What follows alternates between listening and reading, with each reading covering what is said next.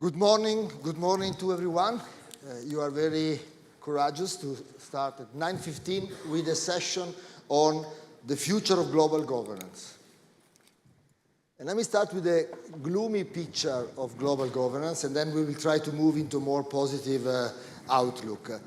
If we look at the current crisis in the Middle East, I think it is telling on where global governance stands right now. We have a Security Council paralyzed, not paralyzed to find a way to make peace or to stop the war, paralyzed in trying to approve a ceasefire 1 year. We have the UN agency in charge of refugees in Gaza under political fire. We have the UN military mission under fire, UNIFIL. We have the Secretary General as a persona non grata. And the ceasefire that was produced yesterday, handled by, not in Geneva, not in Vienna, not in New York, but by United States and France. It's a good news, but it's telling them something is not working. And the session we have today, and I will introduce our guest, our panelist, aims to discuss the issue, can we restart? Can we relaunch international cooperation? And can we restart from MENA, the topic that we are addressing in this 3 days Rome dialogue? I'm very glad to have in the panel Melita Gabric, State Secretary from Slovenia, from Minister of Foreign Affairs. On my left, Staffan de Mistura. I think you have been at MED every year in the last 10 years, or more or less. Staffan, in different capacities. Staffan de Mistura, personal envoy of the Secretary General for Western Sahara, and Maher Al-Ansari, advisor to the Prime Minister and Minister of Foreign Affairs, and official spokesperson in Qatar, Ministry of Foreign Affairs. We have seen you on CNN very often in the last year. But let me start with all of you with a quick comment on the news of the day. I mentioned already, last night we had a ceasefire in Lebanon. Let's be optimistic and realistic. What's the good news and the bad news on this ceasefire? Let me start from you, Staffan. 3 points, but short. Point number 1 is very good news. We were all waiting for it. The people were waiting for it. Second comment, the devil is in the detail. We know it. And the third one is, there can be an epidemic of conflicts, and we have had it, but it can be also an epidemic of ceasefires. And this changes the perception that the whole thing is moving only in one direction. So it is good news. Now starts the real work, and we can talk about it later. Thank you. Please, your comment? I would reiterate what the distinguished co-panelist just said. This indeed is a very good news. We welcome this news, and we hope that it will lead to, that this ceasefire will lead to sustainable, permanent peace, security. At the same time, I would also like to emphasize that we hope that a ceasefire will happen soon also in Gaza. Thank you very much. Mahed, you've been working on a couple of ceasefires recently. Thank you, Paolo. I mean, the most important thing here is that this is good news, especially and strategically, because it's a very rare and a much-needed success for international cooperation that we need in order to maintain the trust in the international norms and the international system. For so many years now, we've been seeing failure after failure of the international community, failure after failure of international organizations. We hope that this success would drive on a momentum to regain trust in the international system. Thank you. Let's start with our conversation. Staffan. Good news, but as mentioned, we had failures and failures before. And the conflict in Gaza and Lebanon highlighted once again the division among major powers, but also tension between the so-called global south and the rest of the world. And are there ways to, given the current structure, to work around these blockages? And what could have been done, what can be done while waiting for a restructuring of the entire structure? First of all, the UN is there because it was created for a purpose. Of course, it is like an elder gentleman which needs to be refreshed constantly and renovated. But it's not easy because it's a picture of a Polaroid picture of 1945. And there are many missing points. So we recognize that. You said it, the UN Security Council, there are many UNs. We saw yesterday with Karl Skau, the UN Humanitarian, the UN Security Council, the UN Secretariat, the Secretary General. Each of them play a role. But the Security Council is paralyzed. Let's recognize it. It's true and it's bad news. I see it all the time and it's been blocked. But it can be unblocked. Once I saw it in the past during the Cold War, it was even more paralyzed. I was frustrated like a young diplomat, like many of you, by seeing no discussion, but we were finding a way. The second aspect is that the Security Council is paralyzed, but that doesn't mean that we cannot do something anyway. And the third one is, let's see if, for instance, perhaps with the new US administration, every time there is a change, can be a new atmospherics inside the Security Council. And there are some indications of that. If that takes place, we will be able to perhaps have a moment in which there can be more agreements. Last point, reform. Are we going to have a reform? Difficult. Why? Because the veto power will veto any reform. So we have to go beyond that. And there are many ways. One is using much more the General Assembly, and we have seen it in the past. Second is, when they are blocked, we can have, and we have had it now, other players. Qatar is a very good example. The US yesterday in Lebanon, it was not done by the UN. You saw it. It was done by the US with France and support of some countries like Qatar. But i pieces, i pezzi rotti del mosaico will be passed on to the UN. You will see UNIFIL having a much bigger role with Italy, France, Spain being part of it, and other countries like India. And you will see the resolution 1701 at the Security Council to actually become refreshed and revamped. So we may have to be modest. Modest means we were not, and we should perhaps not be always in the lead, but we are the ones who then pick up the pieces and make it implementable. But Staffan, you mentioned, rightly so, that in the past, the Cold War was much colder than it is now. I mean, yes. It was real. Okay, but Dag Hammarskjöld, at that time, invented Chapter 6.5, the peacekeeping, which did not exist. So, given the constraint of the chart, without reforming the chart, he found an incredible role which is still around. The UNIFIL is part of that, by the way, after many years. Do you see any kind of creativity? Because you mentioned a few examples. The General Assembly, honestly, we have seen the General Assembly both on Ukraine and Gaza, but that didn't have a great impact. Utilizing, I mean, it was a picture of the division of the entire world. But do you see any example of creativity right now? Well, I do, and I want to see it. Just yesterday we had a mention to that. There was sometimes a complete paralysis at the beginning of the Ukrainian war. You remember it. It was completely paralyzed. The UN, no one got veto of the big two powers. And what was applied by the UN then, the UN Secretariat, with the help of countries, like Turkey in this case, was to use a technique. Let me tell the young people here around, because it's a technique that you may want to apply. We have young over there as well. Otherwise, you they're jealous. may apply it for. Point number one, objective criteria. Saying the situation in the war in Ukraine is actually affecting 200 million people. Do you want Ukraine and Russia have an impact on that negatively?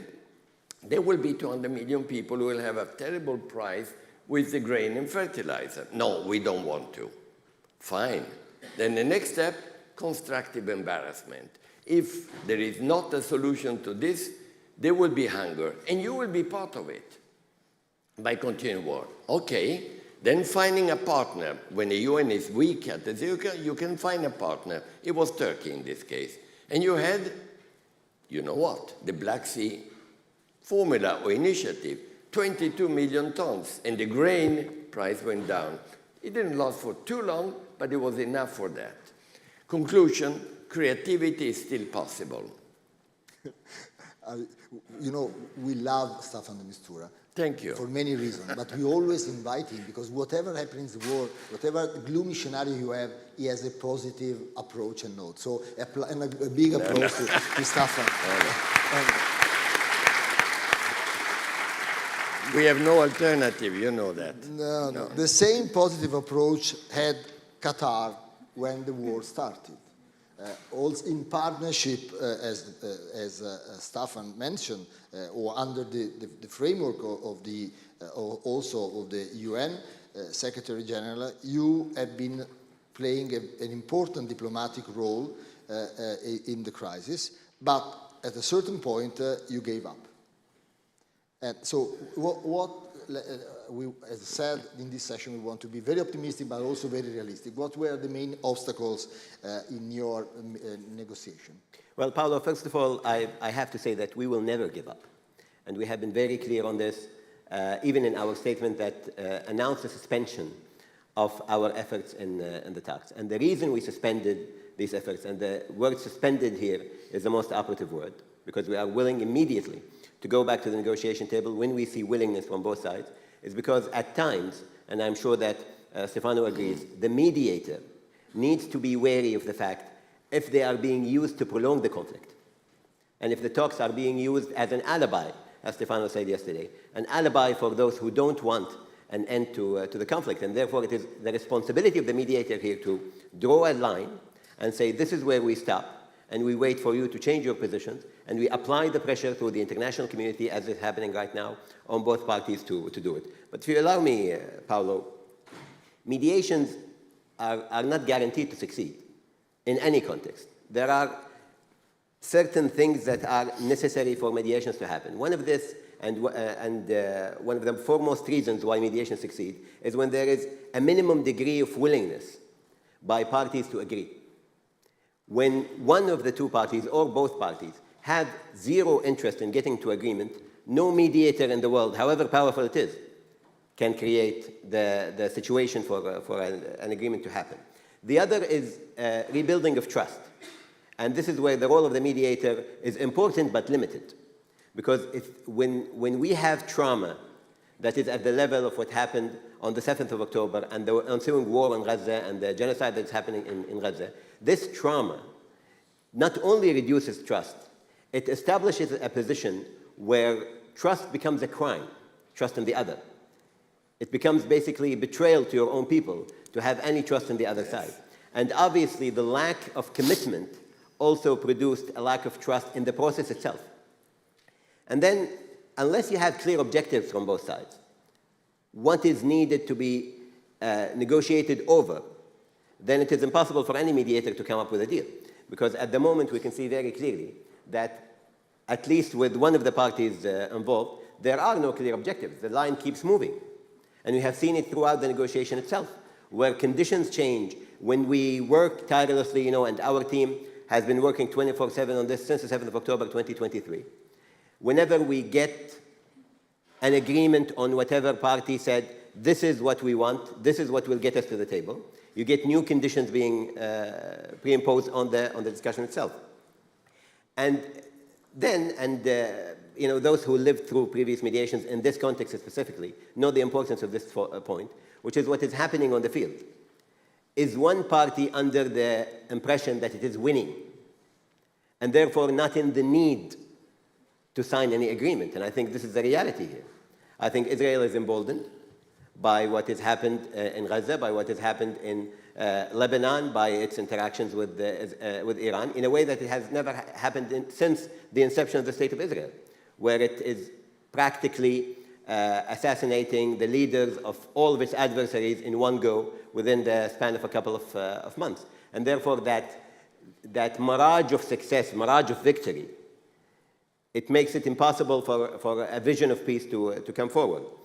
And this is why I think we took the decision to suspend the mediations, but I will make it very clear officially on behalf of my government, the moment we see commitment from both sides, you will see Qatar re-engaging fully in any role that we can play in peace resolution in this conflict.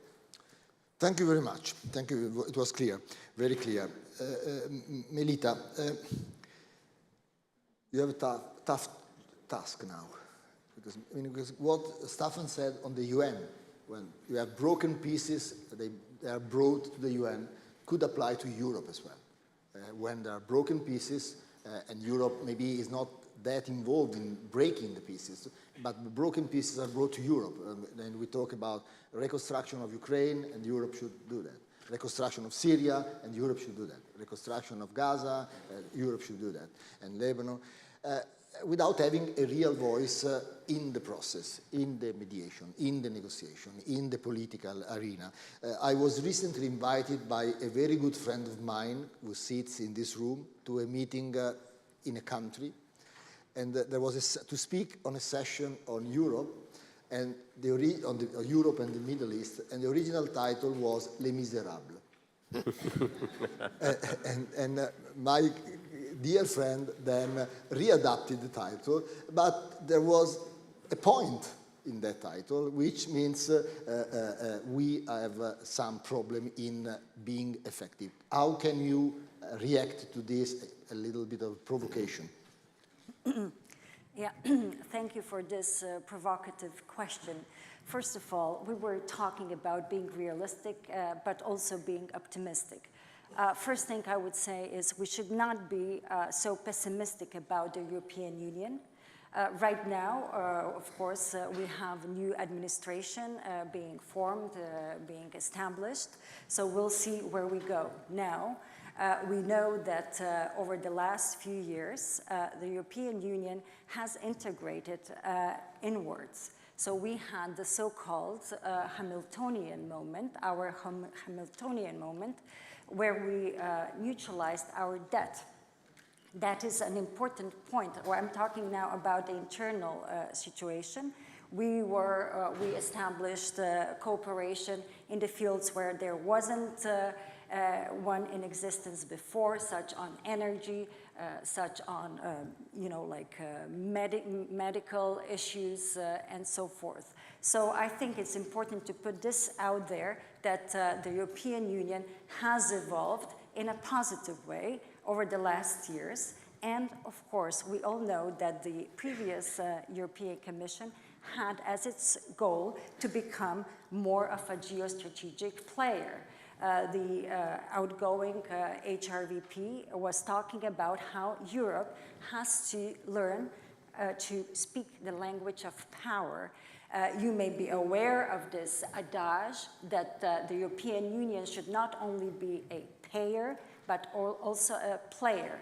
When I say a payer, also important to put it out there that the European Union and its member states, the so-called Team Europe, actually contributes almost half of the official development aid in the world today, 45% or so. So this is something that we should not overlook.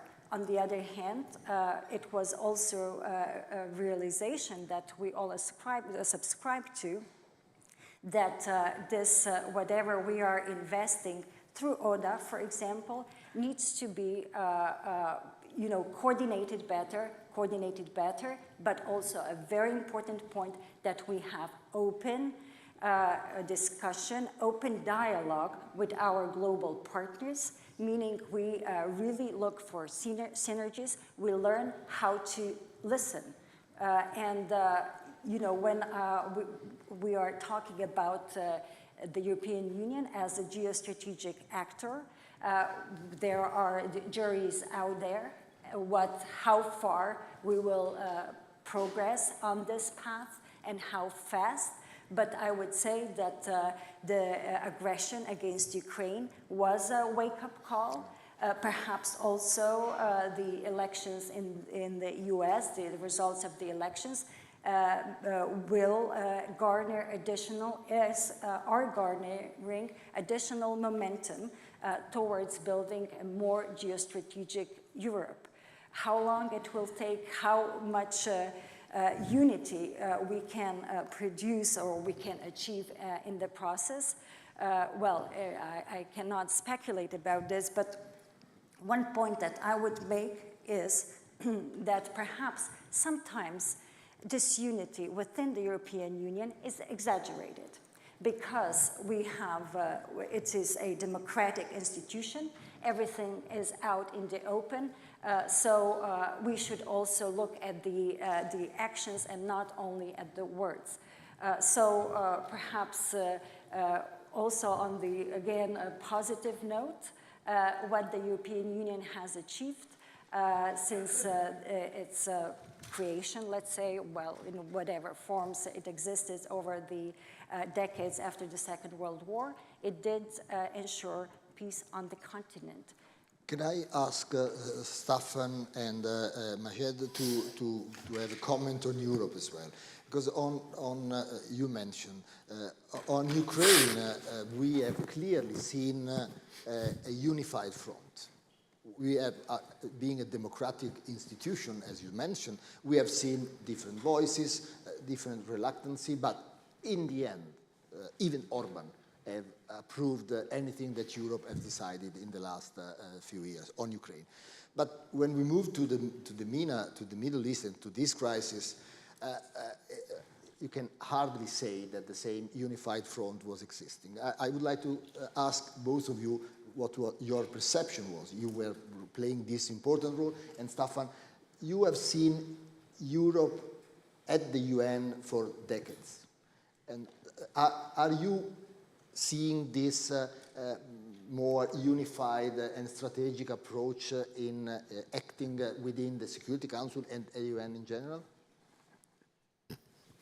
Well, I'm biased. I'm very European, Italian, mother Swedish, married with a Belgian lady, children of French. I'm European, okay? So I'm very concerned when I see Europe not being taken seriously, because we need a strong Europe, unified or not unified, but strong in its own messaging. So far it's been, as Madame the Minister was rightly saying, more look like a cash machine, and therefore there is time now to become, apart from being a moral player, become also a political player. And the time has come, and we are having a wake-up call. If Europe doesn't really become that, then they may become marginalized by the bigger players.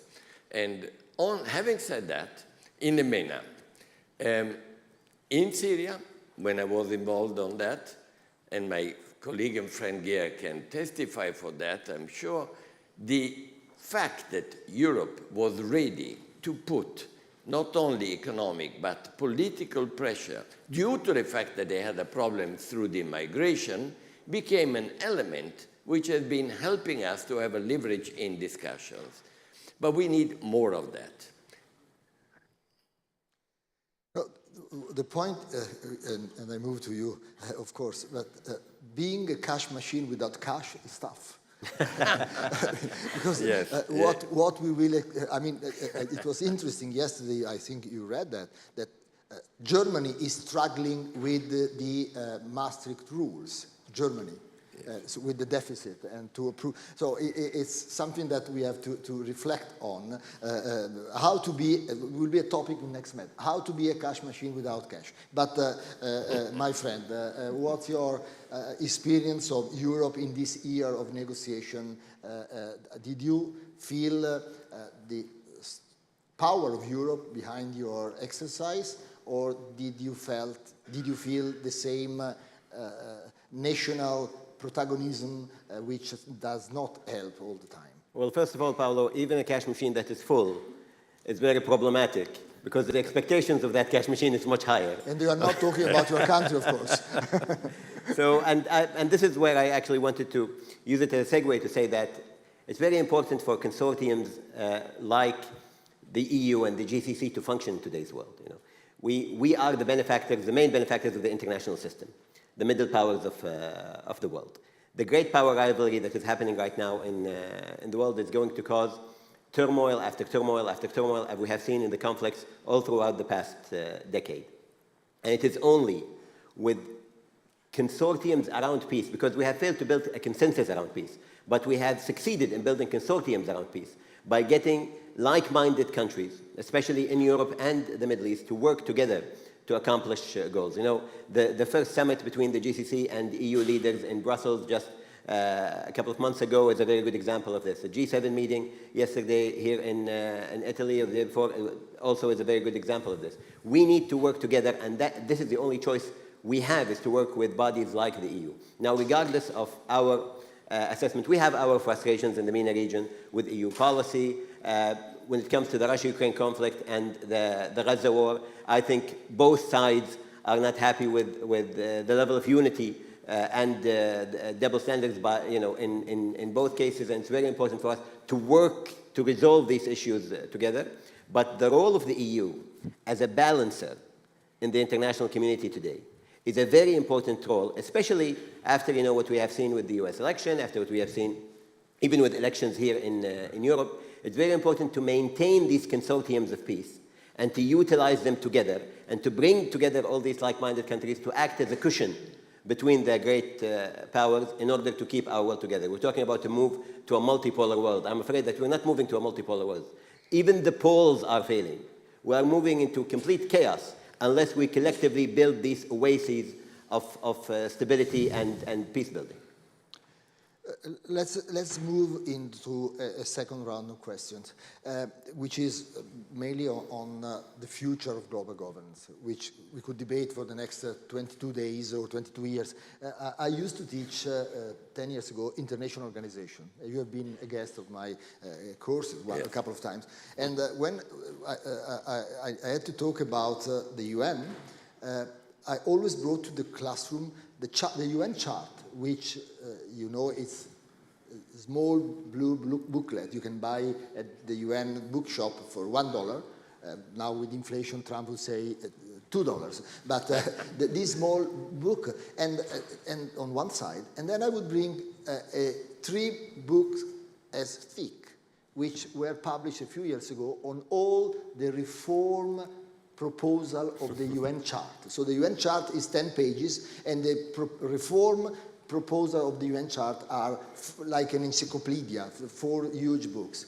So that's why we could talk for 2 years on this. But let's try to be focused on what could realistically be done to reform international organization, and I would talk mainly of the UN, to take into account this more fragmented world, global power competition on one side, and on the other side, the request from the global south, which is not new, we had in the 70s as well, to play a more relevant role. So let's imagine the next 2-3 years.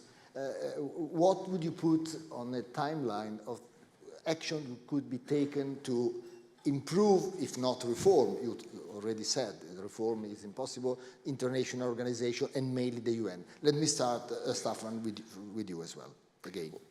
Well, let's start, first of all, since we are dreaming together now, and you're helping me to dream, well, let's look at not the next 2-3 years, let's look at the next 3-4 months, okay? I've learned by experience that every time the 2 superpowers start talking to each other, transactionally perhaps, and we will see that, there is a change in the mood in the Security Council and everywhere else. You will remember the magic moment we had in Syria when Kerry and Lavrov did talk to each other. And they made a deal with the blessing of the UN. That's our role. We are supposed to bless and then pick up the pieces. It didn't work because there were spoilers, and those spoilers exist always. That's why timing is so important. But that was a moment. Now imagine, for some reason, based on what you all know will be happening after the 20th of January, that there may be a change in the atmospherics, and there will be some type of transactional discussions. You will start seeing that, in fact, the UN can become more efficient, at least in avoiding the paralysis. That's the first point. The second one, the UN has got more or less my age, okay? So it's pretty not a baby. And we need refreshment here. And the refreshment is based on the fact that it was a photo Polaroid of 1945.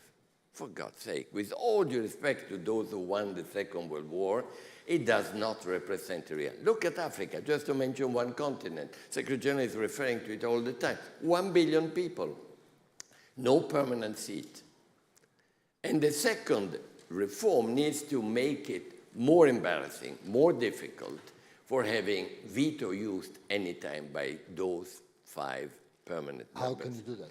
Well, here is where I believe very much on the origin of the UN. We, the people. I don't hear the people at the moment, but we are waiting for the young people to start saying it. And we have been seeing it already. And that's why the General Assembly, in spite of what you rightly said, asked those votes which took place at the Security Council, at the General Assembly, they were embarrassing. They were a wake-up call in making it sure that the world was saying something different that the Security Council was not able to do.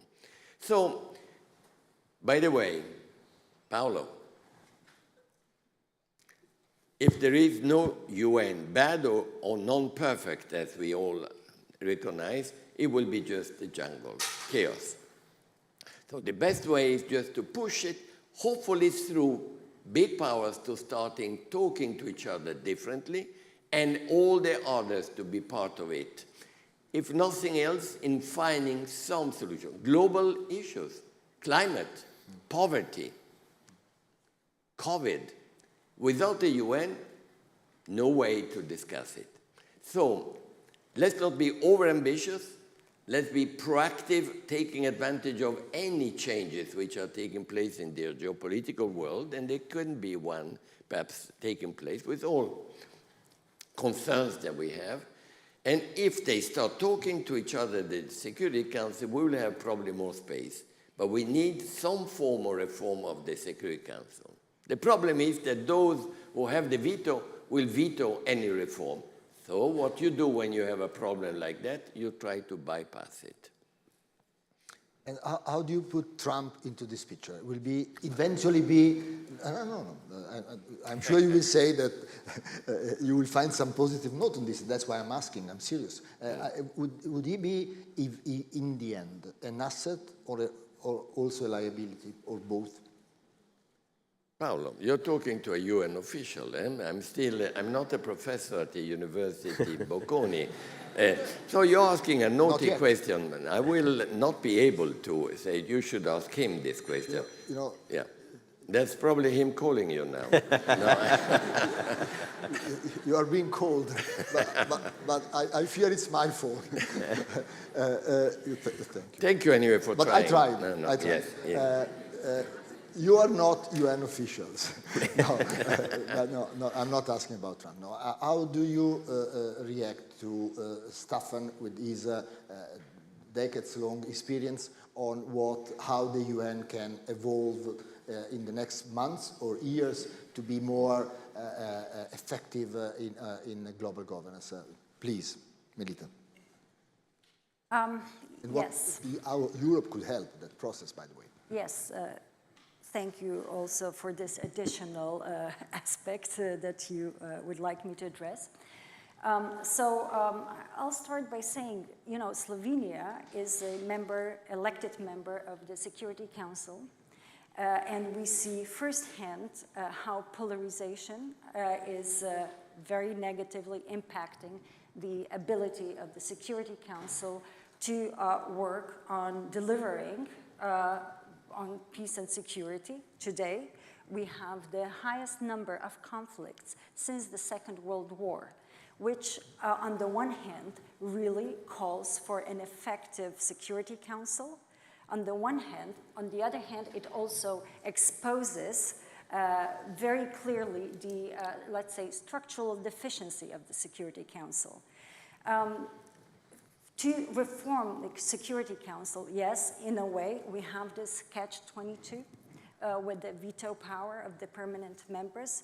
On the other hand, as Excellency said, there are ways through which we could improve the functioning of the Security Council. It was kind of encouraging to see Slovenia as the presidency of the Security Council a couple of months ago. We organized this high-level event. I think it was around 130 leaders were at this event. Leadership for Peace, it was called. In this event, such a, I would say, two-thirds majority, if we're talking about the voice of the country's voice of the people, assumingly, actually recommitted to the principles of international law, the Charter itself. I think this was an important political message, because to begin with the reform, first we have to have the political will. So how can we go about reforming, and what can we do in the months and years to come? Here I would evoke the Pact for the Future that was actually agreed upon with unanimity. It was a very difficult process. You can say that it's perhaps not specific enough and so forth, but this is a blueprint for us for the months and years to come. Among other things, this pact actually addresses the issue of the Security Council. Specifically, it stipulates or talks about 5 principles. The agreement is, I think we now are all on the same page, that there has to be expansion of the Security Council, as you, Excellency, mentioned. Of course, I mean, the last time we saw any kind of reform in the membership of the Security Council was in 1965. The world has changed since then. We do support Africa to have seats on the Security Council. We also are very much in favor of enlarging, well, basically increasing the representational power, the legitimacy in this sense, transparency, accountability of the Security Council. And I think this is kind of a blueprint that we do have, but now we have to put it in practice. So perhaps I would like to build on what you said, and also Mr. Mistura said regarding multipolarity. We talk a lot about geopolitical tensions, about this seismic moment in geostrategic structure of the world, and so forth. But I would say, yes, if we have this multipolarity without multilateralism, yes, we are subscribing to chaos. Chaos, and that's why we are not only as a smaller state, but I think every state in this world, no matter its size, should subscribe to the idea that multilateralism, with the UN at its center, should be made more effective. And so we should all work on this. We, Slovenia, of course, we are part of the European Union. We very much also support the role of regional organizations and advocating for enhancing, for deepening the links between the regional organizations such as GCC, such as the African Union, the Arab League, and so forth, with the United Nations. We have to take advantage of the existing regional organizations as well, make them more efficient, but also, that they feed their solutions into the UN system as well. Thank you. We have a few minutes before the end of the session. We mentioned, Staffan, and not only Staffan, many times that the room is full of young people. Yes. Most of the young people in the room are students not all of them, students at ISPI. They are studying diplomacy. And we have been discussing wars, which means the lack of diplomacy, effective diplomacy in the last few years. And I want to close on a positive note with them. I will ask you to talk to them now, to give a message of hope, realistic hope. Because, the students we have here, approximately, they are not all the same age, but their mother was pregnant when the Twin Towers were destroyed, or immediately after. They were young children, they were going to primary school when the debt crisis in Europe was a big issue, and we became poorer. And then they moved to university when COVID prevented them to go to university. And then now they graduated during two wars. The war in Ukraine, the one we talk about, there are so many as you mentioned, but the one we are giving attention. And they are studying diplomacy in spite of all this background. So I ask you, you have 1 minute each to give a realistic and optimistic reason of hope for future diplomats or future leader of the world. We don't care if they are diplomats in the end. Can I ask you to start? Sure. I mean, the most important message here is that when we talk about the international system, the UN is the plate. But however fancy the plate is, it's not going to affect the quality of the food. And therefore, when we look at the international community today, it is the sum of what we all collectively do together as individuals, institutions, states, and coalitions and consortiums.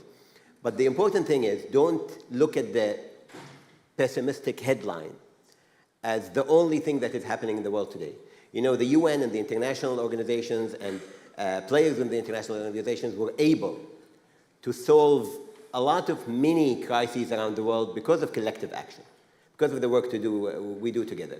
The work between NGOs and the international organizations has helped us to do that also. And finally, you can never lose hope, because if that happens, there is no hope for the world as a whole. And therefore, it is your responsibility, as it was our responsibility and the responsibility of those before us, to keep hope alive by effecting change. And unless we effect change individually, wherever we are, we cannot ask for the world to become a better place. Good, thank you. Melita, please. Well, the role of diplomacy is as important, if not more important than it ever was. Every war ends with diplomacy. That's on the one hand, we're talking about these wars, these horrible wars that we live through. But of course, diplomacy is also a way of preventing wars, preventing conflicts. So I would say diplomacy is a noble calling. It's really a mission, it's a way of life, but it is also a difficult calling, but it is an important one. And when I see so many young diplomats in the making, it gives me hope. And I think that also when you read the media, you also have to keep in mind that emphasis is on the conflict, on the negative side of things. positive things happen, but they just do not, also due to diplomatic efforts, due to the efforts of international organizations, the UN, the EU, countries and so on, but you will not see that necessarily in the media. So do not think that diplomacy is any less important or that it will be any less important down the road. So you chose well. The future diplomats are all desperately trying to find wood to touch wood. The floor is wooden, so because you can touch the floor. Staffan, you have the closing remarks. Thank you. And 1 minute. We were, you, okay? We had your age. And imagine if before us, we were born in 1900, we would have seen First World War, Second World War, the economic crisis, the tragedy of what Europe and the world went through in 2 world wars, and here we are. So when you see young future leaders, things looking gloomy, remember that the humanity, if we are engaged, and you need to be engaged and committed, we need you involved and knowledgeable, the humanity has this capacity. Yesterday we had a ceasefire and what appeared to be an impossible mission. Well, we may have an epidemic now of ceasefires, inshallah, God willing. Inshallah. And that is the type of thing that should give us hope. The bottom line is, believe and be positive and proactive. The alternative doesn't exist. Don't get disengaged. That's the main point. No.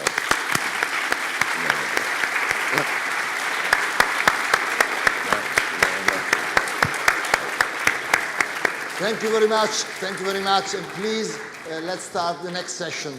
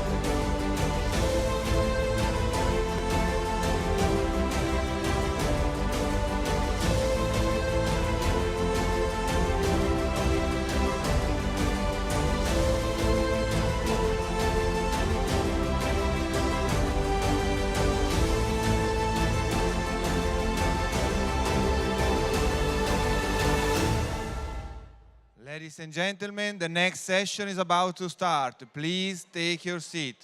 Ladies and gentlemen, please take your seat.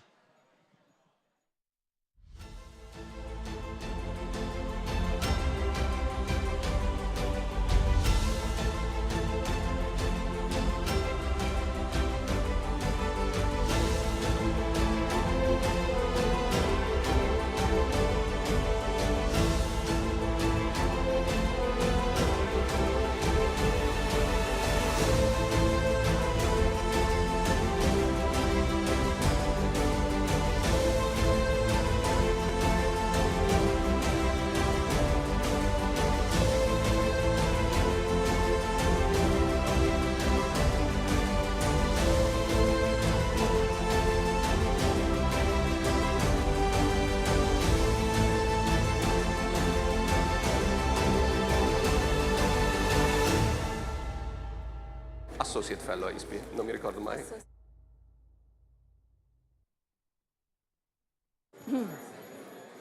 Oh, Shall we're we go? actually even early. You know, there's a All right, 5-minute good break. morning. I think we are about to start the next panel, which is dedicated to, or titled, Blurring the Lines, Exploring North Africa-Sahel Nexus. My name is Luca Raineri. I'm assistant professor at the Sant'Anna School of Advanced Studies in Pisa, as well as associate research fellow at ISPI. And I'm very glad to be surrounded here by excellent colleagues, Isabel Werenfels, senior fellow at the German Institute of International and Security Affairs, or SWP, Jalel Harshawi, associate fellow at the Royal United Services Institute, RUSI, and Miret Mabrouk, director of the Egypt and Horn of Africa program at the Middle East Institute. We are dealing today with Africa, and particularly with the connection between North Africa and Sub-Saharan Africa. In that sense, we would like to approach the topic of the Sahel, which is part of the title, and understand the notion of Sahel in its etymological sense. That is to say, the shore of the Sahara Desert connecting North Africa countries to Sub-Saharan Africa, meaning that this goes well beyond the concept of Central Sahel or G5 Sahel to actually include a strip of countries from the Atlantic Ocean to the Red Sea. And this matters because North Africa is actually what connects the Mediterranean to Sub-Saharan Africa. We will therefore be asking in this panel whether the Sahara Desert represents a buffer or a connector between these two regions. And this is because growing tensions north and south of the Sahara, coupled with porous borders, contribute to political unrest, trafficking in arms, fuel, as well as migrants, resulting in an unstable security landscape. Moreover, in the context of increased multipolarity and a changing world order, a more assertive role of non-Western international players, coupled with growing regional rivalries, have a profound impact on local dynamics. Such instability is taking its toll on economic development, civilians, as well as integration between North and Sub-Saharan Africa. How are, therefore, security threats in these two regions interconnected? What strategies are needed to enhance cross-border cooperation? And how can economic integration be scaled up? Or how should European and African governments engage in a more effective dialogue? So to deal with these questions, I'm very glad now to open the discussion, addressing the first question to Isabel, which will deal with the narratives. This is because the concept of the nexus is articulated in narratives as well as imaginaries. So what are the emerging trends in the narratives and imaginaries of the Maghreb countries vis-à-vis Sahel and beyond? Thank you very much, Luca. It's remarkable how present the Sahel has become in Maghrebi discourses. This was not the case 5 or 10 years ago. And for very different reasons and in very different ways. For one, of course, against the backdrop of the Algerian-Moroccan rivalry, to use a euphemism, maybe hostility would be the better term these days. So we have both countries, Algeria and Morocco, accusing each other of destabilizing its southern borders, the Sahel. Morocco speaks, for instance, of an Iran, Hezbollah, Algeria, Polisario axis, which allegedly provides support for the Polisario, military support. Algiers is speaking of an Moroccan Emirati-Israeli axis, working against Algerian interests in the Sahel, supporting certain illicit activities, lobbying against Algeria, etc. So this is the discursive setting. And generally, of course, there's a lot of talk about Sahel countries' positions on Western Sahara. Every little shift is being monitored, such as more recently a slight tilt of Mali towards the Moroccan position or a consulate of Chad opening in Dakhla. And a second issue very present in the public discourses is, of course, migration from the Sahel and Sub-Saharan Africa. In Tunisia, it's very much steered also, or has been steered from above, in a very anti and even racist discourse. While in Algeria, I think there was quite a shock earlier this year in April when Niger called in the Algerian ambassador to complain about the treatment of its migrants, and that was also a big thing in the Algerian public discourse. And also these days, of course, there's a lot of discussion, particularly in Algeria, how to deal with one's borders. I mean, if you have 2,000 kilometers of borders, over 2,000 with Mali and Niger, of course, it is an issue. And you have long-standing traditional family social ties cross-border. You have illicit cross-border activities, which are the livelihoods of the people on both sides. And whenever there's an effort at closing something, of course, there are enormous protests. We have seen this in the Algerian border in the past. And by the way, and I think this is an interesting aspect of the migration issue, I think the Sahelian countries' negotiating or bargaining power has been growing vis-à-vis the Maghreb. In a way, the Maghrebi bargaining power vis-à-vis Europe has been growing because of the migration issue. Very quickly, the last point, the Sahel, but more so even Sub-Saharan Africa, is being talked about as opportunity, very much. And this is more recent with regard to the Sahel. I mean, of course, Morocco has for a while been presenting itself as a gate to Africa, but now there is also the Moroccan Atlantic Initiative. I imagine we will speak more about it when we get deeper into it. And there's a lot of talk about trilateral cooperation. What I hear in the Maghreb countries, what we also hear from Mauritania, is a discourse: you, Europeans, are not welcome anymore in the Sahel. We have long-standing political, social, cultural ties and easier access. We can help you, for instance, implement the Italian Mattei plan, etc. Generally, last remark, getting impatient, if Sub-Sahara is being framed as opportunity, the Sahel more as a challenge, and I haven't even mentioned illicit trade and the armed militant groups. So there is a distinction between Sahel and Sub-Saharan Africa, even with the now more talk of opportunities regarding the Sahel. Thank you very much. Let me now turn therefore to Jalel. I would like to ask you, throughout history, many different imaginaries have articulated and configured the identity of Libya vis-à-vis its Sahelian neighbors. How are these discourses being framed in the current context? Thank you, Luca. Thank you, ISPI, for the invitation. In terms of narratives, in terms of, I would say, myths, you have one particular story that has been repeated relentlessly for the last 13 years, is that you have this idea of that destabilization always comes from Libya and seeps southward into the Sahel. And if you look at, let's say, heads of states in sub-Saharan Africa, they keep repeating that at every opportunity. So according to that myth, that phase that did exist between 2011 and 2013, according to a lot of those voices, keeps repeating like a broken record, which is very disconnected from reality. I would say that southern Libya is, in terms of the security landscape, is not robust, it's not solid. In fact, it's fragile. We saw just a week or so ago skirmishes within the city of Sabha, the capital of the Fezzan, the southwestern province of Libya. They were fighting for hashish routes, all within the control of Haftar's coalition. But the security landscape is relatively stable. What we have seen in the southern part of Libya is effectively sporadic episodes, every 2-3 months. And the latest ISIS incidents, for example, took place according to my recollection, almost 3 years ago. I think it was in January 2022, and I haven't seen much ever since on Libyan soil.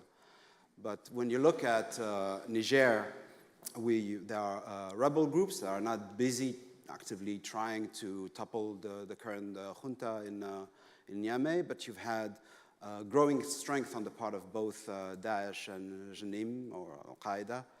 And you have to kind of, first of all, notice this trend of growing strength, but at the same time remember the economic crisis, or the socio-economic crisis in Libya, and it's always exacerbated in peripheral areas like the south. So when you remember that the communities are connected, you could very well imagine a process in 2025 where you would have these extremist groups finding acceptance in southern Libya in the same way that they have been finding, very much in a Malian kind of scenario, acceptance in Niger as we speak. The other myth that I wanted to mention is this idea that Field Marshal Khalifa Haftar and his coalition is both strong in southern Libya in terms of comprehensive territorial control, and committed to fighting terrorism. So I'm not saying he doesn't fight terrorism, but this idea that he is actually investing, or he has been investing, particularly since 2021, resources and equipment and men in southern Libya in order to fight extremists is absolutely false. The reason the coalition invested in the south is because of the profits from illicit activities.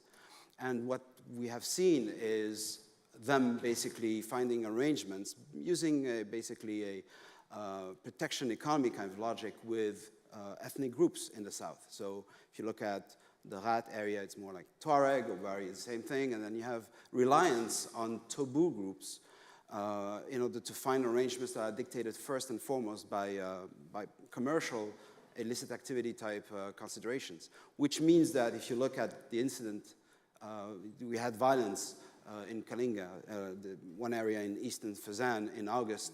It was actually clashes between two parts of the coalition of Haftar, because one son is committed to finding arrangements with the Tobu, Khalid Haftar, and Saddam Haftar has been more working with like Brigade 128, not in a very ideal way, with closer with Tariq and Awlad Suleiman. So you end up with local instability due to issues that you can understand only when you look at illicit activities and considerations about profit sharing and so on and so forth. So the picture, when you look at it carefully and locally in the south, is not driven by security or considerations or commitment to fighting extremism. So you could imagine some ugly scenarios in 2025. Thank you, Jalil. Miret, the nexus narrative is probably recalibrating the agency between the North and the South. So in this context, how countries in the Horn of Africa see their own agency regarding the alleged nexus connecting the region to North Africa, the Mediterranean, and the broader MENA region? So thank you. Thank you to ISPI for having us and for doing this. So I think the key word here is agency. Generally speaking, narratives, which are usually Western narratives, tend to refer to these countries in terms that are only ever talk about poverty and conflict and disenfranchisement. They are, those terms are often patronizing, but also from a foreign policy point of view, not particularly constructive. That doesn't mean that there isn't poverty and disenfranchisement and conflict in the area. Sudan, we've discussed the horrific numbers coming out of Gaza, but in the 19 months of the Sudanese conflict, probably over 150,000 people have been killed. Over 11 million people have been displaced. It's huge. Ethiopia, just the last civil war in the Tigray region saw over 600,000 people killed. That's over 10% of the Tigray population. So the numbers are huge. But that doesn't take away from the fact that many of these countries do have agents. I'm just going to use one small example because we don't have that much time. And I'll use Somalia. Somalia has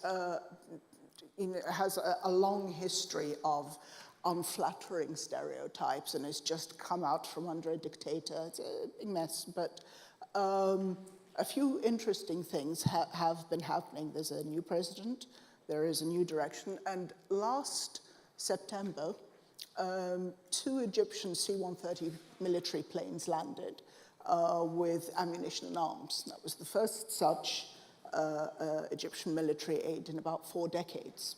And that was based on an agreement, a military agreement that had been struck between Egypt and Somalia back in August.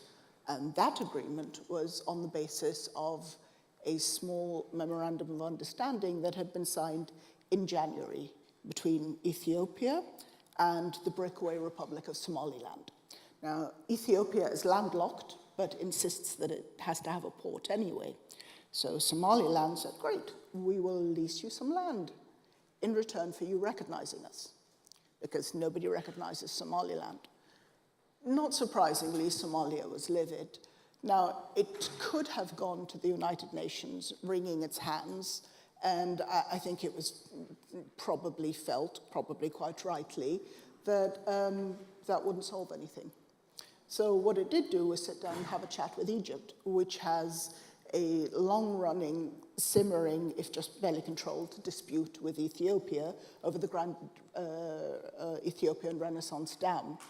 Now, Egypt maintains a super conservative foreign policy and has said that it absolutely does not want to go to war over this dam, because this is the continent's largest hydroelectric dam, and Egypt worries that it may disrupt the flow of water from the Nile, and Egypt gets 95% of its water from there. But even if Egypt had wanted to go to war, Egypt is here, Ethiopia is here, and you have, among other things, Sudan and Somalia in the middle. So what Somalia did was sort matters out to make certain that Ethiopia would be tampered in its dealings with Somaliland. So, and it did that without going to the UN or going to anyone else. So again, I'll wrap up, but I think it's a mistake, and generally a Western mistake, to assume that smaller countries that are dealing with conflict have no agency of their own. Thank you. Thank you very much, and thank you also for reminding the major humanitarian toll regarding the wars in Ethiopia as well as in Sudan. But then the next is not only obviously about narratives, about imaginaries, it's also very much about policies, infrastructures, and so on. So let me ask you, Isabel, what are the main projects and policies that Maghreb countries are deploying to foster connectivity towards the Sahel? And how is, in this context, the lack of political and economic cooperation in the region impacting in this regard? Okay, I'll try to be short because there's such a plethora of projects, pipelines, hubs, ports, highways, trains, everything. Let me just pick a few and say one thing, which I think is important, is often on the radar. There's also the question of societal connectivity, social ties. And here, Morocco for years has been working on that in its soft power approach, with training of imams, with using its Sufi orders, etc. But this is just one thing. If we go to the infrastructure projects, of course, we have the two competing pipelines that are being talked about from Nigeria via Morocco to Europe, from Nigeria via Algeria to Europe, both of them with a lot of question marks. I think the Algerian one a little less because it's technically less complicated, but in terms of feasibility financing. But then we have the land connectivity issues, and I think there we have the highways. Algeria finished its part of the Trans-Saharan Highway, and interestingly, Mauritania, because of the instability in the rest of the Sahel, is becoming now a main almost hub, landway hub toward Western Africa, but also beyond that. I mean, Morocco only has one landway, which is via Guerguerat, Western Sahara, to Mauritania. Algeria, a few years ago, opened the border crossing. There's more and more trade going that way. And we have a train project to Tindouf, an Algerian train project. And the other side in Mauritania, there are some trains. So there is a few hundred kilometers there to still be done. This is way in the future, but eventually we could get there. But I think the biggest thing at the moment that is being talked about is Morocco's Atlantic Initiative, which seeks to grant access to the Atlantic via the port of Dakhla, which is in the Western Sahara, through horizontal infrastructure building of also railway and, of course, road infrastructure. And that, of course, can only work if Mauritania, if you look at the geography, if Mauritania will cooperate. But Mauritania is in an extremely tricky position because it needs to balance its relationships with both Algeria and Morocco, and I see it highly unlikely that this is happening. At the same time, of course, all of this enhances its negotiating power, and we've seen this with security and economic cooperations being enhanced with both partners. Algeria's reaction, half a second, has been to launch own initiatives, free trade zones with Niger and Mali. It has announced that, and with Mauritania. But overall, I don't see a large conceptual framework response. I mean, it has done quite a bit with Niger, defense cooperation, etc. So it's more bilateral and not this overall framework. Thank you. Thank you very much. I don't want to be intimidating. You had another few seconds. No, but I want to get to the geopolitical things, Russia, etc. So it's very egotistical. But I believe it's important to interpret these dynamics also having regard to the fact that the Sahelian countries are currently facing challenges vis-à-vis their southern neighbors in the ECOWAS struggle ongoing. Absolutely. Thank you very much. Jalel, when it comes to Libya, we deal with two rival authorities that deploy both formal and informal means of governance. So in this context, what are the main drivers of connectivity tying the two Libyan authorities to their neighbors to the south? Yeah, I would like to begin by just toning down this idea of rivalry between the Tripoli government and the Benghazi government. For example, there was a moment in Tripoli in February of this year where General Burhan had a meeting with the Prime Minister in Tripoli, and one of the off-the-record requests was permission to use his Iranian-propped ability to conduct airstrikes potentially in southeastern Libya to defend himself on this corridor of military assistance from Haftar-held Tripoli to Darfur in support of General Hamati. And the response from the Prime Minister was no. So this idea of a stark rivalry between the two should be always diluted and minimized. And also, the other thing also is that we're talking about really southern Libya, and I would say that the Tripoli government is weaker and weaker there, has more issues to deal with at home, and the ability to, sometimes you see envoys and emissaries going in the Sahel, but right now what matters is really what the Haftar coalition does, if you wish to understand the southern part of Libya. And in terms of connectivity, what's interesting is that when you look at the territorial control aspect of things, you don't have continuity between the Fezzan and Niger and Chad, and you don't have continuity between southeastern Libya, the Kufra area, and Darfur. So the territorial control is very sparse. And media coverage has also been very sparse. So we really have to look at things locally. So here I'm referring to the Sudan conflict that Miret brought up. You've had continuously, since April 2023, a flow of aid. Of course, it has varied in volume between the Haftar coalition in southern eastern Libya into the hands of the rapid support forces in Darfur. This has never stopped. But the coverage existed at the beginning of the conflict. The media lost interest. Now a lot of people think that the aid in question existed only for a couple of months. In reality, it has never stopped. It varies. So we're talking about military equipment, ammunition, food, water, and fuel. And all of those are very strategic. So here what matters is the fact that the UAE is, of course, the common sponsor between the two actors, Hamati in Darfur and Haftar in Libya. And the UAE is not giving up on the RSF. So all of this keeps changing. So if you look at the military bases being used, and it just keeps dynamically evolving. So here the connectivity should be looked at in a very careful local way. If you don't look at it locally, you can't. Broad strokes won't cut it. The last thing that I would like to mention is that diplomatically, you have a more assertive Haftar coalition. That is, we saw the visit from Saddam Haftar. Saddam Haftar is the most active, ambitious son of the field marshal, visit Burkina Faso, visit Niamey. And so you could imagine how things could change if there's more logistical facilities to just beef up this territorial continuity that is so missing. So the connectivity exists, and now we might see the manifestation from a territorial perspective. Thank you. Thank you so much. Moving eastward, Miret, connectivity between the Horn of Africa and the MENA region seems to be heavily impacted by dynamics of cooperation and competition for access to natural resources in the context of climate change. So what are the main cooperation opportunities and challenges that you see in this region?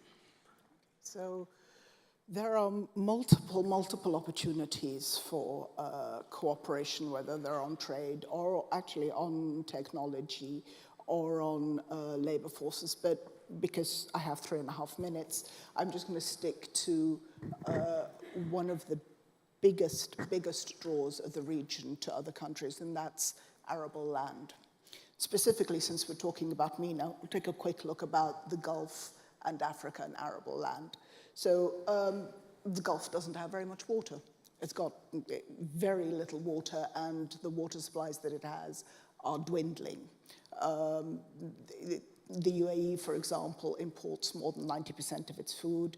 The Kingdom of Saudi Arabia imports 80 to 90% of its food. So they need other sources of food. And over the last 15 years or so, they have been making a concerted effort around the world to try and source arable land and arable products. I think as of about 4 years ago, the UAE had bought up about 4.25 million fadens of arable land throughout the globe, Saudi Arabia a little less. Now, Africa is a huge draw for this. Africa has about 60% of the world's arable land. 60%, all right? I think about last year, Africa's agricultural exports totaled about 230 billion, but they could hit $1 trillion in 2030 with the right investments. They are hampered by a few things. They are hampered by low agricultural productivity. The methods are often old. It's old methods of agriculture. It's still drip. It's still, flood irrigation in most places. Harvesting is difficult. They're hampered by bad infrastructure. Good agriculture requires quite complicated methods of harvesting and delivery and totaling and all the rest of it. They are badly hampered by climate change because, we didn't mention this, but the MENA and Africa region are the two regions that will be hit worst, that are being hit worst by climate change. And actually, of the 20 countries most affected by climate change, 17 are in Africa. So you can imagine how this cuts through. And of course, there's political instability. Now, you take all those into account, and you realize why the countries of the Gulf start worrying about their investment, because they've sunk over $2.5 billion into African farms. I mean, there's between Saudi Arabia and the UAE, they've sunk more than 400 million into Sudan alone. So it's a big investment, and it's a source of livelihood. So the stakes are extremely high, and they have been fairly stringent about not letting go of that arable land, and that stringency has perhaps exacted more of a price on Africa than anyone had thought, and I'm out of time. Thank you very much. And perhaps last round of question, it's important to stress that connectivity is also about the connectivity of different conflict systems at different scales. So in that regard, Isabella, I would like to ask you, what are the repercussions of the growing geopolitical rivalries in the Maghreb? How does Russia's increasing foothold in the Sahel or Morocco's partaking into the Abraham Accord affect the dynamics of polarization or integration in the region? Thank you very much. Let me just begin with China, which you haven't mentioned, which is not that important with regard to the Sahel, but I think it is important in shifting power balances within the Maghreb, especially on the economic level. I mean, Algeria used to be China's main partner, and what has been happening now is that Morocco and Moroccan-Chinese relations, especially manufacturing, EV batteries, etc., are just exploding. So and interestingly, with Algeria, it was always about infrastructure. With Morocco, it is very much about manufacturing. Morocco, by producing in China, by producing in Morocco, has the opportunity of getting into the free trade agreement with the US, as well as trade agreements with Europe. And it catapults or helps Morocco get into global value chains. So this just for that, but Russia, of course, is the one that really linked to the Sahel is a huge issue, and it's a huge issue for Algeria. I mean, we have seen, we have pro-Russian military juntas, and the paradox that these juntas have at different times shown Algeria the cold shoulder. I mean, when, for instance, Algeria wanted to mediate between Niger and ECOWAS, Niger rejected that. Mali has, as we all know, backed away from the Algiers negotiated peace treaty with the Azad, with the Tuareg in the north. And so all of this is quite unsettling for the Algerians, but most unsettling is, clashes, regular clashes directly on its border between, on the one hand, Tuareg rebels and militant Islamist groups, and on the other hand, the Malian army backed or cooperating with Wagner/Africa Corps. So that has been a huge issue. Algeria has refrained from openly naming it, but it has made it clear in the UN that it doesn't want anyone at its borders. And I just came back from Algiers last week. It's very interesting, the discussions on Russia. I was told everything has been settled, everything is fine. And a very nice quote, the Russians have understood what the French have never understood. We don't want anyone on our borders.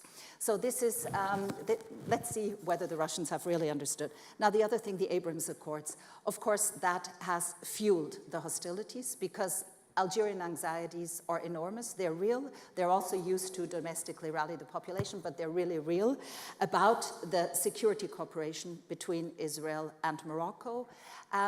Since Gaza, the discourses have shifted a little bit because Algeria has been able to be quite triumphant about the fact, or Algerian media talk about the mistake Morocco made with normalization, and they point to the huge anti-Israeli rallies in Morocco, while Moroccans have tried to say, yeah, but you're not allowing any demonstrations at all, etc. Morocco has also brought up the Iranian role in the region. Morocco has no diplomatic relations with Iran, but very interesting, Iran has recently, for the second time within a year, tried to make overtures toward Morocco. I don't think this is, or I don't know if this is going anywhere, but the way Moroccans interpret it is very interesting. You could read in the newspapers, this is because of the important and growing regional role of Morocco and importance also in sub-Saharan Africa. Thank you. Thank you so much. Jalel, we noticed that foreign actors intervening in Libya, Russia, Turkey, Egypt, UAE, possibly others, are also increasingly active south of Libya, be it in Niger, Chad, Sudan, and beyond. How are these conflict systems influencing one another?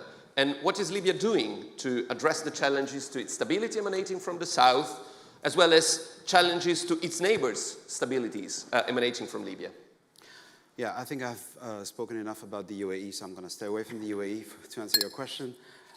Just a quick remark about Russia and the connection between the various theaters. Sometimes when, let's say, you look at the incident in northern Mali that saw dozens of Russians getting killed in late July of this year, you have headlines saying, Russia is in trouble in Africa. Mm-hmm. Africa is not a country. So when you want to analyze how well or not well Russia is doing in a particular theater, just analyze each country separately. Absolutely. So it's really doing poorly in Mali. It's not doing great at all in Niger, as I said a few minutes ago, but it's doing fantastic in Libya. Libya is really Disneyland. It's a fairy tale host. It's beautiful. It pays you. It gives you free fuel. It's just absolutely heaven. So when you see conversations about, let's say, there were some rumors about potential conversation between the junta in Niamey and the Haftar coalition about reviving the Madama base that was evacuated by the French a few months ago. And it's basically a base that is located in the northern part of Niger. If you look at the satellite imagery, nothing has changed, nothing is happening based on what you could tell, based on OSINT. But it's mentally, if you start seeing this kind of facility emerge, you would see all of a sudden more of a logistical corridor between Haftar-held Libya and Niamey. And if that happens, it would be a big win for Russia. So that's what I wanted to say. Now, going back to another player that just was mentioned a few seconds ago, China. Here, as a game, I wanted to just use publicly available information. No research, no speculation, no hypothesis. If you look at the incident that unfolded in 2 steps this year, April and late June. In April, there was a scandal in Canada where one Libyan national was arrested in Montreal because he was accused by the federal police there of having participated in a conspiracy where some oil was sold, according to the authorities, sold by the Libyan National Oil Corporation at a voluntarily below market price in terms of where the crude oil was priced. So basically there was sales going from the Libyan National Oil Corporation off market. In other words, there was a gift attached to that transaction to China. And then once the oil arrived in China, basically you had most probably a transfer of payment or transfer of wealth from the oil company that bought the oil and a drone manufacturer. And then in June, those drones, disguised as turbines sold to the NOC, were discovered by the Italian authorities. So all of this is public. So here what's interesting is, first of all, the aggressiveness of China in terms of pleasing this oil producer called Libya, and how willingly it is violating international law. So the aggressiveness on the part of China with regard to Libya is something novel, and it should be noted. And also you could ask yourself how stupid it is to send drones via a free trade zone in Italy. Knowing that you have those growing connections to the south, there's no UN arms embargo on a country like Niger. So you could very well imagine, first of all, we should not imagine China giving up on this program of selling combat drones to Haftar. You'll see other attempts. But I would say that given the reality in the Sahel, why not send the drones in Niger? Because now you have growing territorial continuity between those players. So this is just food for thought. I think it's worth watching next year. Thank you. Thank you, Jalil. Miret, Egypt is facing challenging developments in the Horn, with war raging in Sudan, tensions brewing with Ethiopia, and endemic insecurity in Somalia. So in that context, what are Cairo's foreign policy priorities in the Horn of Africa, and how does it fit in the complex diplomacy of the broader MENA region? And I know that the time is very intimidating, but we started a couple of minutes late, so I'm sure that our audience will indulge in a couple of minutes of patience to give you the time to properly answer this very complex question. Okay. Egypt's foreign policy priorities in 2 minutes.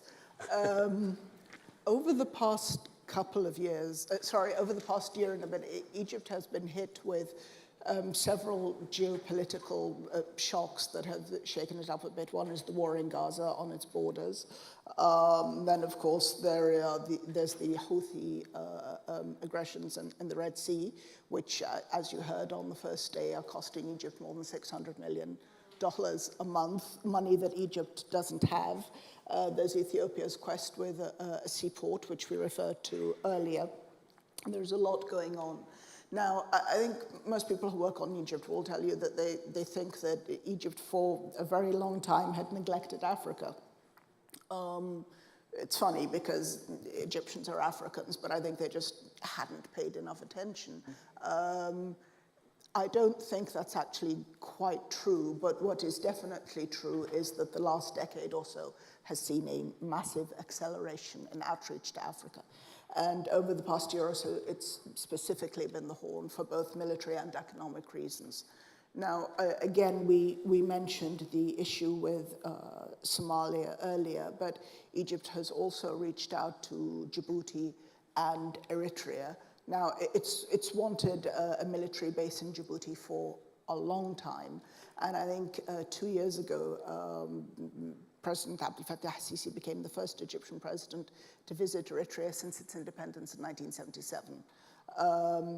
And that access with Somalia, Eritrea, and Djibouti insulates Egypt a lot from what may be happening with Ethiopia on the border. And again, not to mention the UAE again, but there has been a feeling that UAE has sort of gently nudged Ethiopia into the Somaliland deal, which may not be great for the overall peace of mind in the region. All right, so there is that. But it has brought along a few other changes as well. Oddly enough, all of these changes, they've brought Egypt closer to Turkey, something that really no one had foreseen a few years ago. But also there are rumors, there is reason to believe that Egypt is working with Saudi Arabia on reaching out to the Houthis. And if that is the case, that has a direct effect on Saudi Arabia's and Egypt's relations with Iran, which could change the makeup of the area quite a bit. So, yeah, just to wrap up super quickly, I think Egypt is paying a great deal of attention to the Horn, not just for the economics, which is important to it, because it's also interested in arable land, it's also interested in trade, but also for security and port reasons, particularly because it's concerned about the security of the Red Sea and the shipping. Thank you. Luca. Thank you, Miret.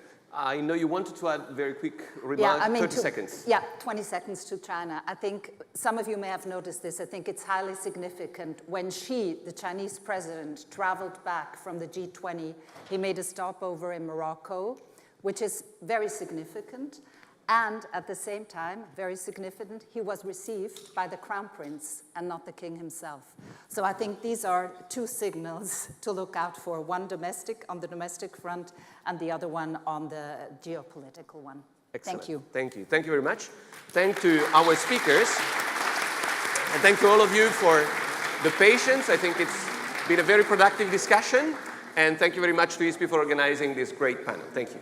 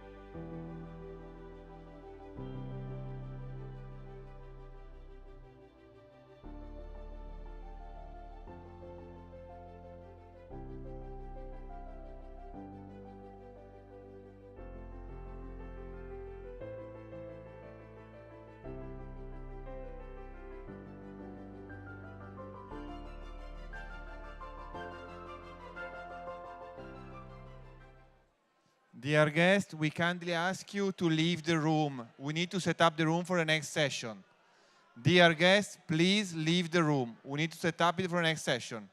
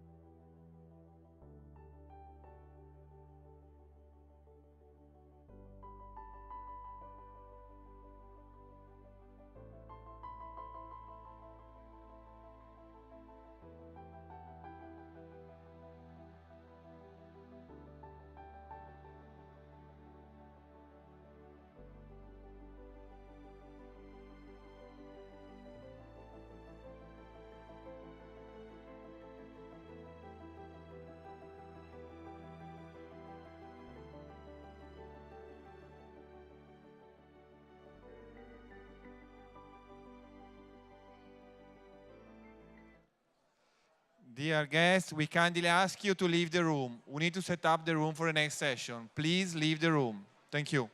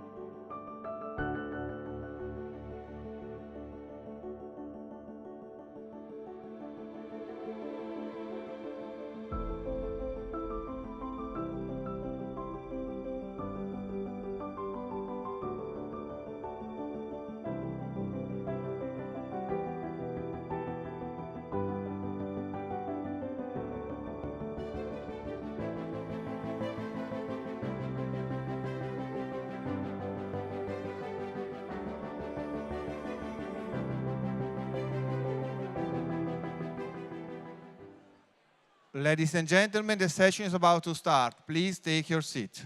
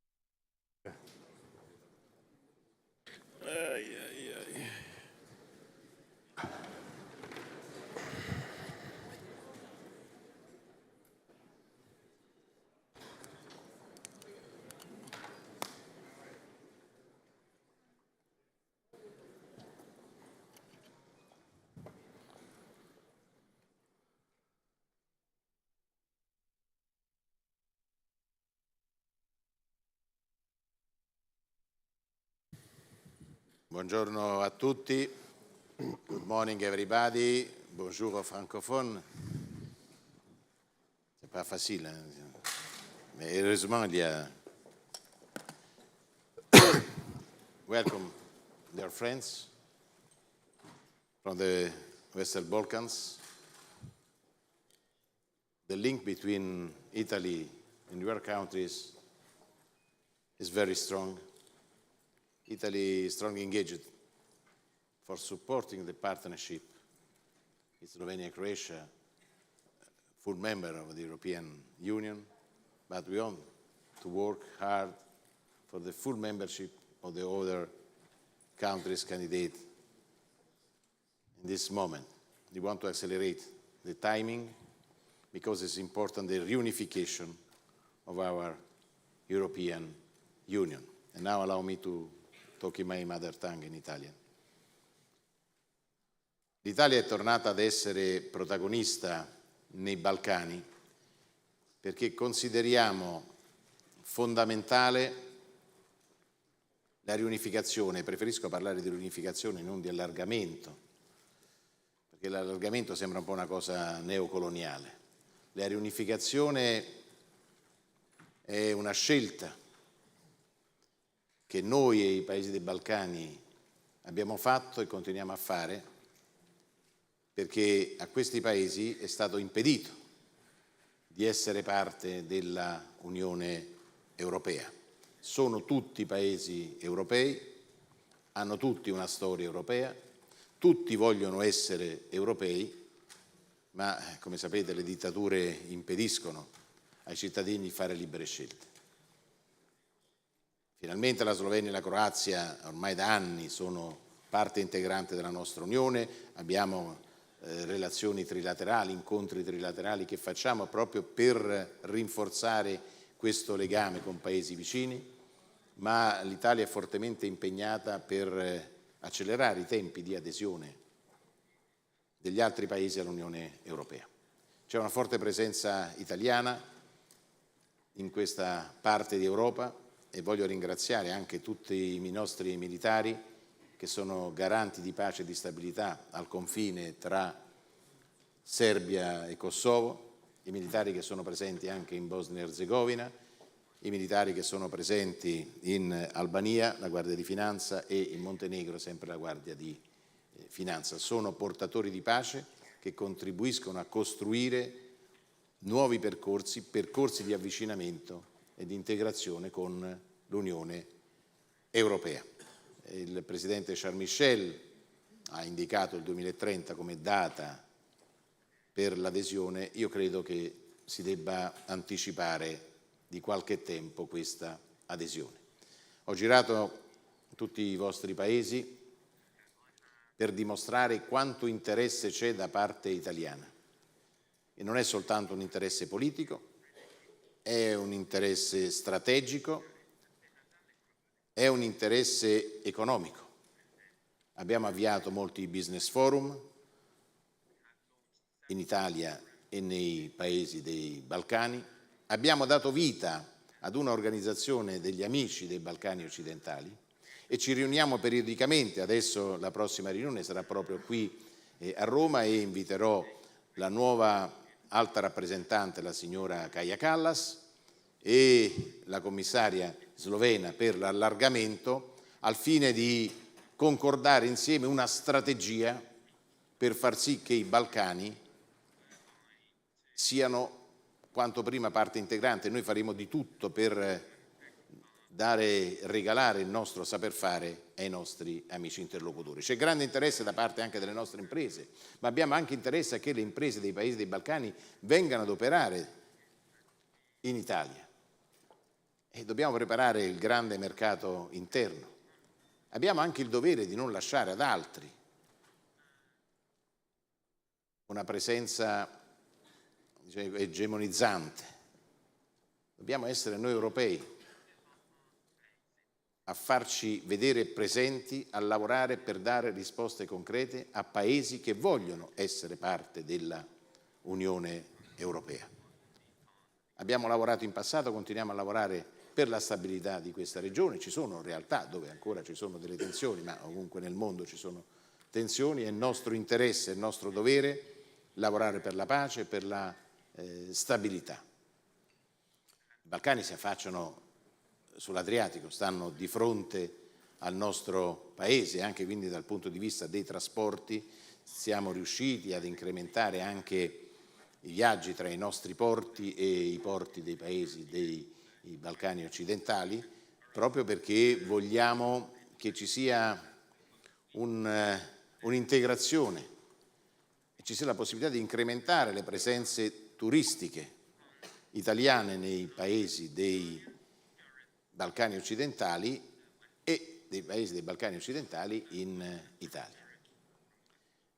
Qualche settimana fa c'è stato un ottimo incontro in Slovenia, annuale tra i diversi ministri, abbiamo concordato molte azioni in comune, abbiamo sottoscritto anche documenti, così come abbiamo fatto con tanti altri paesi dei Balcani occidentali.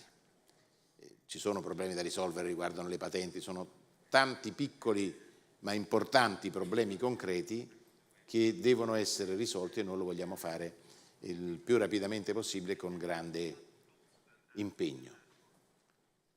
Sono paesi, quelli dei Balcani occidentali, che meritano grande attenzione. Devono essere, come lo sono, portatori di pace nell'area del Mediterraneo, che sono tutti paesi che si affacciano sull'Adriatico, quindi parte del Mediterraneo. È la prima volta che partecipano a questi Dialogues perché vogliamo coinvolgerli in tutti i progetti di pace, in tutte le azioni di pace e in tutti i confronti che noi abbiamo con tanti amici africani, mediorientali, che condividono con noi l'appartenenza a questa grande famiglia mediterranea. E noi vogliamo che il Mediterraneo non sia mai più luogo di morte, non si trasformi mai più in un cimitero di migranti, ma possa essere, come è sempre stato nella storia, un mare di commercio, un mare di benessere, un mare portatore di pace. Ecco, con questo spirito noi stiamo lavorando e siamo tornati ad essere protagonisti nei Balcani e credo che tutti questi paesi accolgano con soddisfazione il nostro impegno. Siamo parte del quartetto e lavoriamo sempre per cercare di risolvere ogni controversia. Siamo stati protagonisti anche per sostenere l'inizio delle negoziazioni con la Bosnia e Erzegovina. Ringrazio veramente tutti quanti voi perché sono ormai già 2 anni che lavoriamo insieme, abbiamo ottenuto dei risultati molto importanti, abbiamo fatto dei passi in avanti per il mutuo beneficio, per le nostre imprese e per le vostre imprese, perché dove passano le merci, lo ripetiamo sempre, non passano le armi. È il nostro dovere cooperare in tanti fronti, la lotta all'immigrazione clandestina, la lotta al traffico di droga, la lotta al traffico di armi. Lo possiamo fare soltanto se siamo uniti, se collaboriamo. Pensate, già è stato deciso, per esempio, per la difesa delle frontiere esterne, ed è un modello che molti hanno apprezzato, fare pattuglie miste italiane, slovene e croate, proprio per verificare come si possa meglio tutelare la frontiera esterna della Unione Europea. Quindi abbiamo interessi comuni, abbiamo storia comuni, quanta storia di Venezia c'è nei Balcani, abbiamo comunità slovene in Italia, abbiamo comunità croate, insomma abbiamo comunità albanesi, quindi vedete c'è una interconnessione talmente forte, non è soltanto quella elettrica. Io mi ricordo che quando ero Presidente del Parlamento inaugurai quella in Montenegro, quella che collega le sorgenti, le fonti di elettricità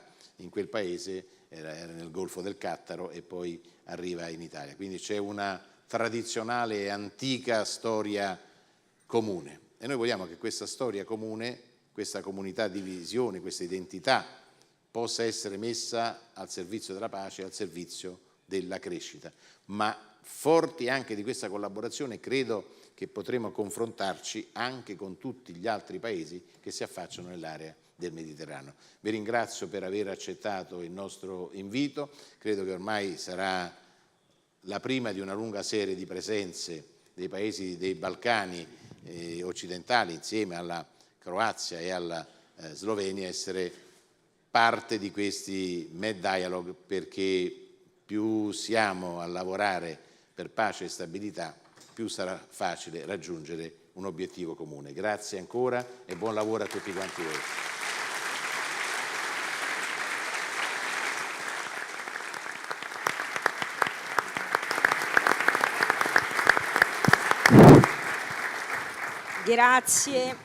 Grazie al Presidente Tajani per il suo intervento e per aver aperto questo panel dedicato alla sicurezza e al ruolo dei Balcani occidentali. Noi abbiamo, come potete immaginare, cari ministri e cari colleghi, anche dei tempi molto contingentati, quindi io darei subito la parola al Ministro degli Affari Esteri dell'Albania, Igliasani. Prego, Ministro. Ciao, al podio. Sei microfonato. Oh, thank you. Let me start by thanking the Italian Foreign Ministry. Minister Tajani, colleagues, and of course ISPI for organizing such an important event. We are living continuously in interesting time. Every time we speak, every time we meet, we speak about the interesting times we're living, and these interesting times seem to be endless. But what is important is that without cooperation, without engagement, without the need to discuss and sit together, I think many of the things would have been completely different. I have a personal difficulty when it comes to be branded as somebody from the Western Balkans. I've never been to the Mountain Balkans myself, and I'm pretty sure that some of the colleagues wouldn't have been either. We are people from Southeastern Europe, we are people from Southern Europe, we are probably from the North Mediterranean, but we're people that belong to the same set of culture and set of understandings. And it's so good, it's so important to see that sitting together with colleagues from the region has been a dynamic that has been changing continuously for the good. Who would have thought foreign ministers from our region would have sit in this format and discuss these topics 10, 15, 20, 25 years ago in this positive spirit? Who would have thought that we could have been engaged in this way 25, 30 years ago? Who would have thought that we could have created such networks of cooperation, connectivity, and movement of goods, people, and initiatives in this way of collaboration? Who would have thought that all the difficulties of our past continue to be present, have not disappeared, but are a matter of discussion? And positions are those of not only friendship, but also common understanding. It's important to continue this dynamic, and it's important to continue to look at what is happening. It's important to see the good synergy that we, the people from Southeastern Europe, Western Balkans, or whatever somebody would like to brand us, are trying to do. We are societies that are thriving to become members of the European Union, but not by certain privileges, no, but by a normal way of going back to a family to which we belong. I enjoyed very much what Minister Tajani said. It's not about enlargement. It's about reunification with a family that we lost by the way history treated us. Albania has had 555 years of difficulties and being away from the European family. But we have never stopped dreaming to become members of that family, and I think we are very close towards that aim. And that aim is not only for us in Albania. I think it's for all of us in our small region, a region that everybody says has produced more history than it can develop. But it's important that all our synergies are towards one direction. And that direction is the direction of living and working together in the big European family. I am really looking forward to engage and look at the opportunities of work with the new European Commission. We are so happy that the Commission has put such an emphasis on absorbing us in the Western Balkans to the European family. But I'm also very happy to see that there are also supporting mechanisms that are bringing us closer and closer. And one of these mechanisms is the group of friends of the Western Balkans. Italy, Austria, Greece, Slovenia, Slovakia, and others are belonging to this initiative and are helping us progress and move forward towards our unifying goal. With Erwin, with Dino, with other colleagues, we discussed several times and in many similar formats what we can do more. But what is important is also these kinds of discussions, these kinds of engagement, these kinds of perspectives that we put all together. Because we're living in difficult times when multilateralism is suffering, when we don't see any more facts from the same angle or different angles, we see from opposing angles, and there are forces of trying to create different perspectives. There is a clash of democracies versus democrators, and I think we should continue to strive on consolidating our democracies, consolidating our network of democracies, and consolidating our future based on the realities that we are trying to achieve. I'll stop here. I don't want to be longer because many of the colleagues have much more to say and wiser things than mine. But again, many thanks for this opportunity. I'm happy to see this engagement. Grazie Ministro. Lasciati dire che hai giustamente sottolineato aspetti molto importanti e lasciati dire anche che noi siamo profondamente orgogliosi come Italia di accompagnare un processo di tale portata e di essere anche i pionieri di una riunificazione e anche di un momento come quello di oggi che di certo può fare solo bene al processo che già è in atto. A questo punto darei volentieri la parola al Ministro degli Esteri bosniaco, Konakovic. Prego, Ministro.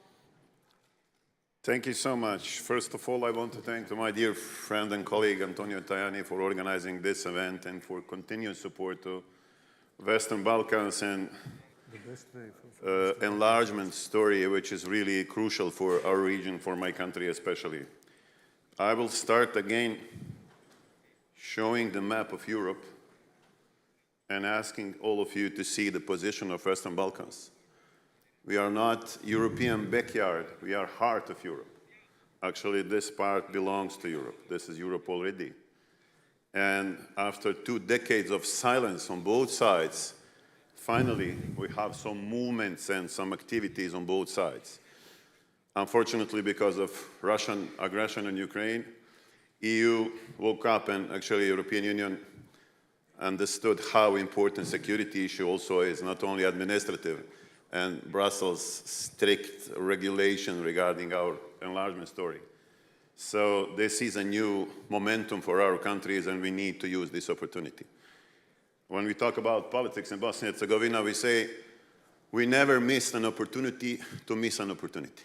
Actually, that was our responsibility in Bosnia and Herzegovina, 2 decades doing nothing.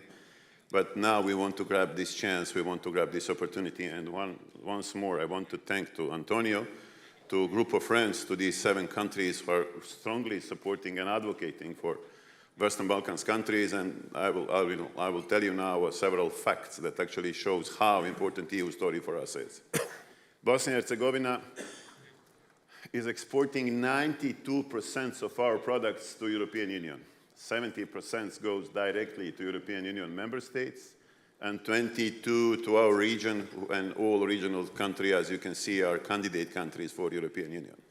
So economically, we cannot imagine or we cannot find any kind of substitution or replacement for European big and strong market. So integration of our market into big and strong European market is the only chance to develop Bosnian economy.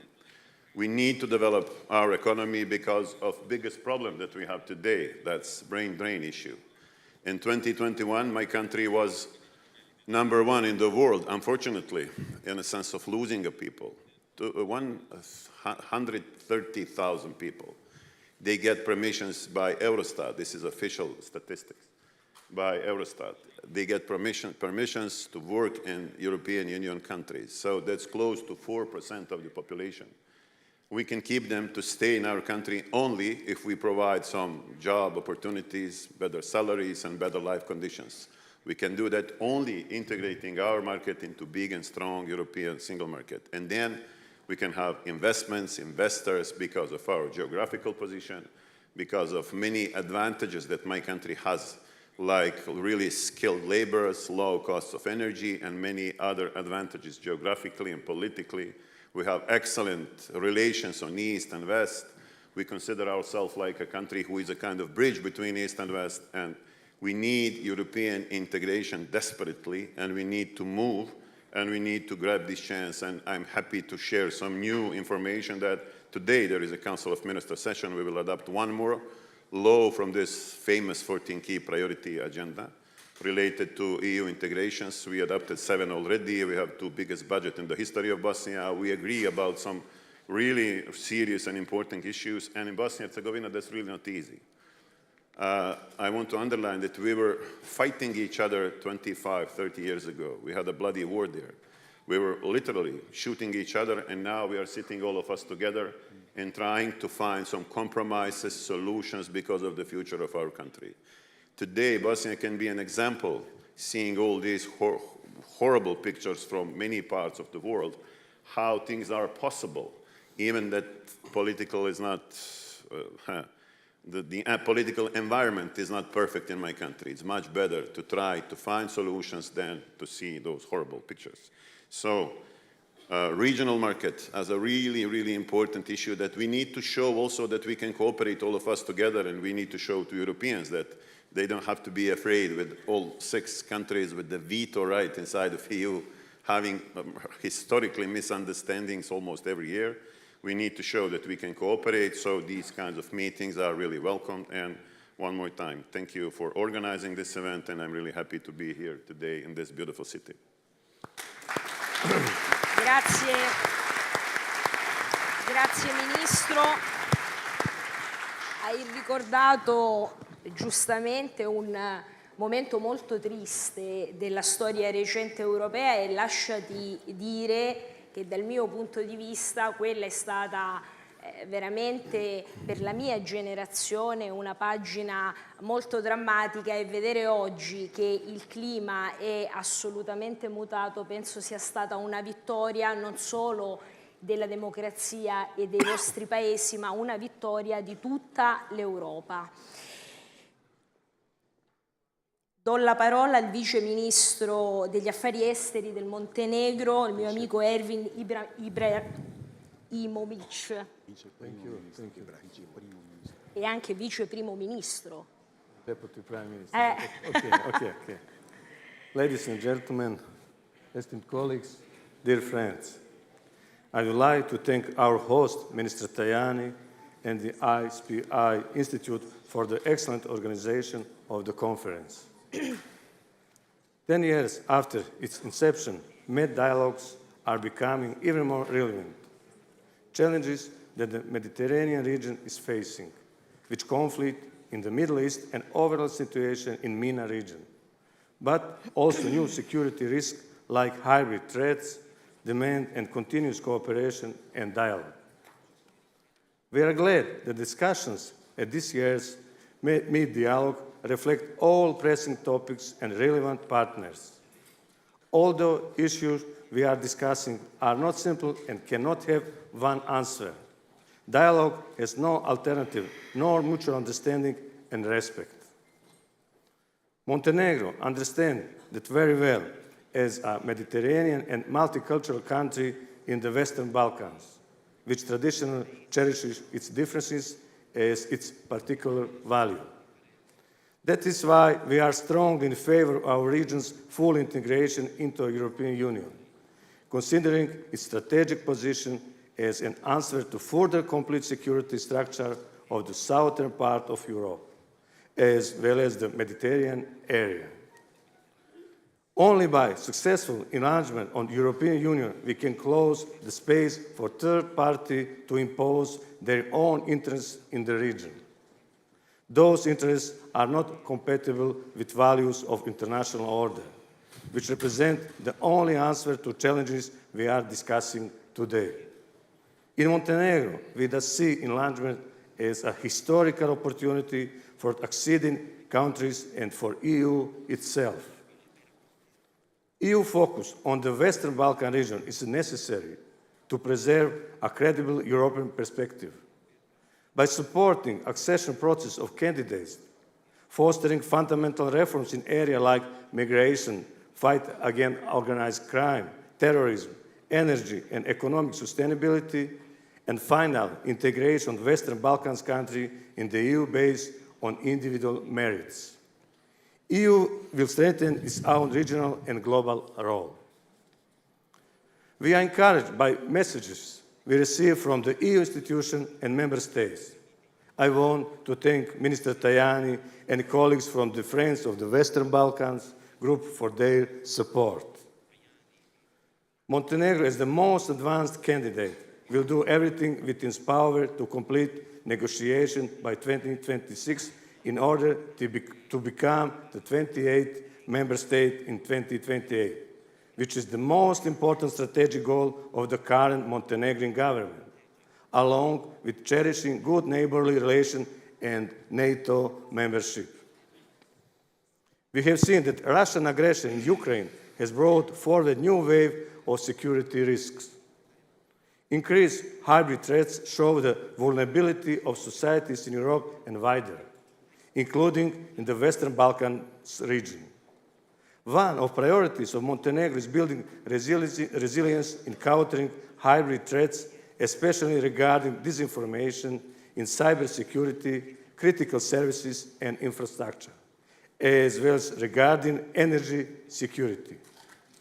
Geopolitical factors, including the war against Ukraine and risk of disruption of energy supplies to Europe, as well as a conflict in the Middle East, have underscored the need for countries in the region to reduce dependency on external energy sources and explore alternative energy solutions. Economic and energy cooperation in the Western Balkans region can play a significant role for Mediterranean security. A more diversified energy supply, renewable energy initiatives, and interconnectors between Balkan countries, besides creating conditions for a faster sustainable growth, can reduce vulnerabilities and prevent external actors from using energy as leverage point on Mediterranean policies. Dear colleagues, let me conclude by reiterating that Montenegro will, as always, be ready for dialogue and cooperation with our Mediterranean partners on all these topics, in line with NATO and EU policies, in mutual interest. Thank you for all for attention.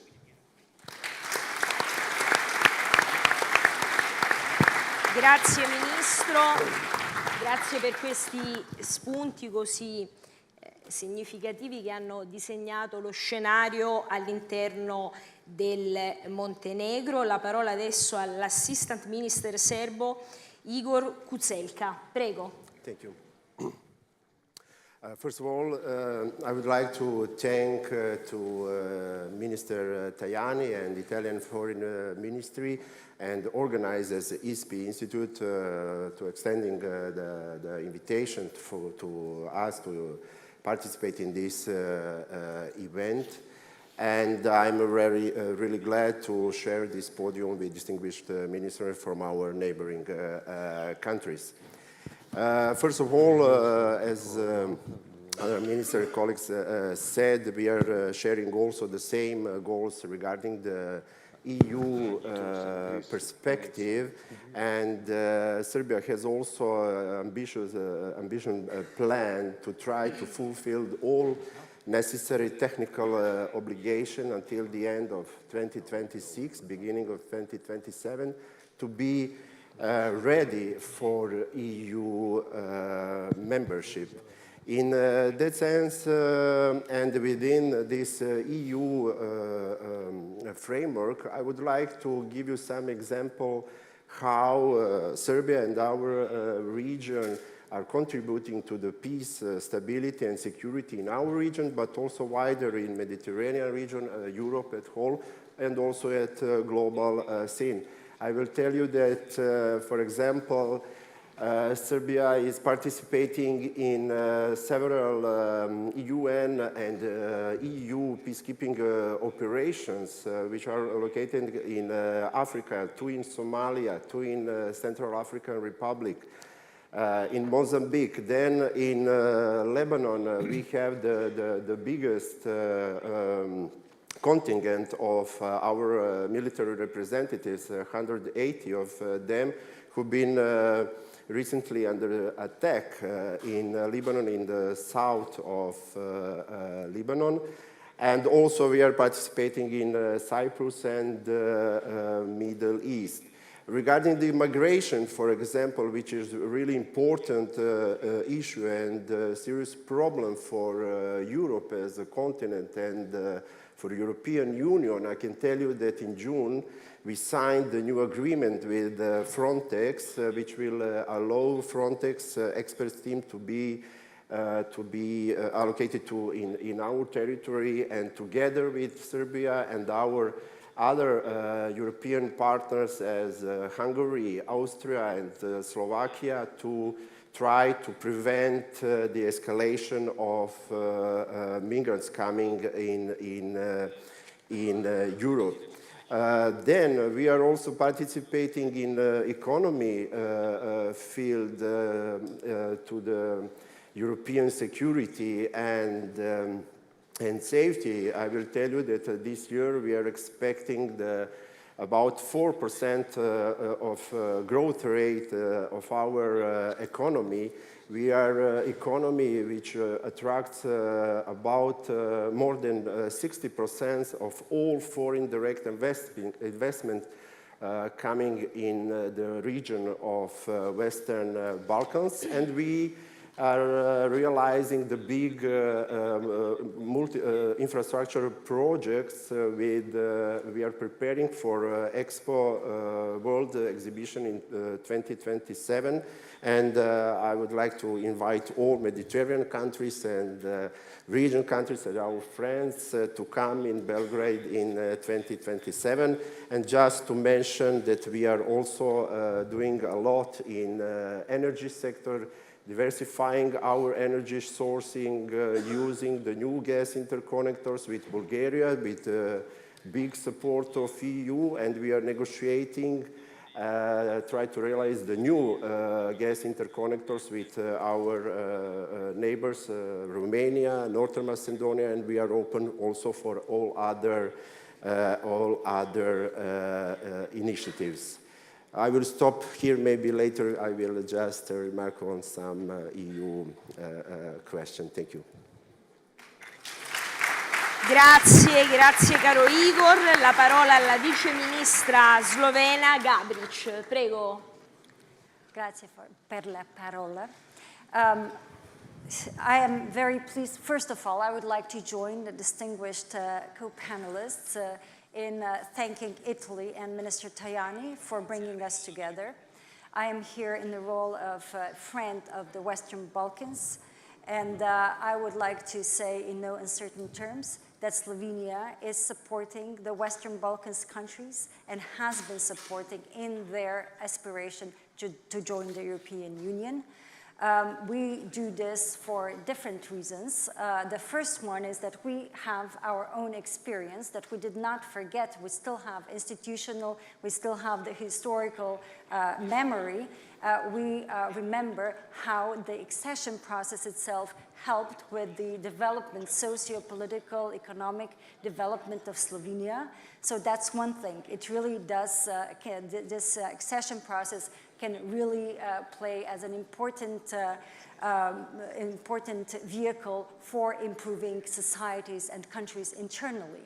Then the second set of reasons is that the accession processes can so importantly help with the regional cooperation. And here I would like to emphasize the role of the recently adopted growth plan for the Western Balkans. We fully support its implementation ASAP. This is not to say that there are no strings attached. There are strings attached.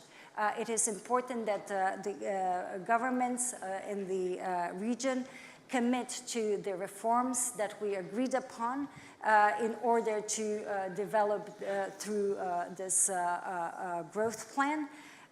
Cooperation, and as also Minister Tajani was speaking about, the gradual integration into the internal market. This is very important. This is one facility, one tool that we have at our, let's say, common disposal to actually help with this gradual integration into the European internal market, but also to regionally connect countries in the region in terms of connectivity.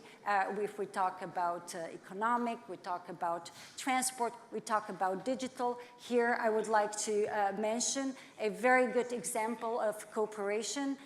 In Montenegro, we will be opening this cybersecurity center within 2 weeks. It's a joint initiative of Montenegro, France, and Slovenia. So that is, of course, an important part of the connectivity in the region is now the digital and the cybersecurity aspect of it.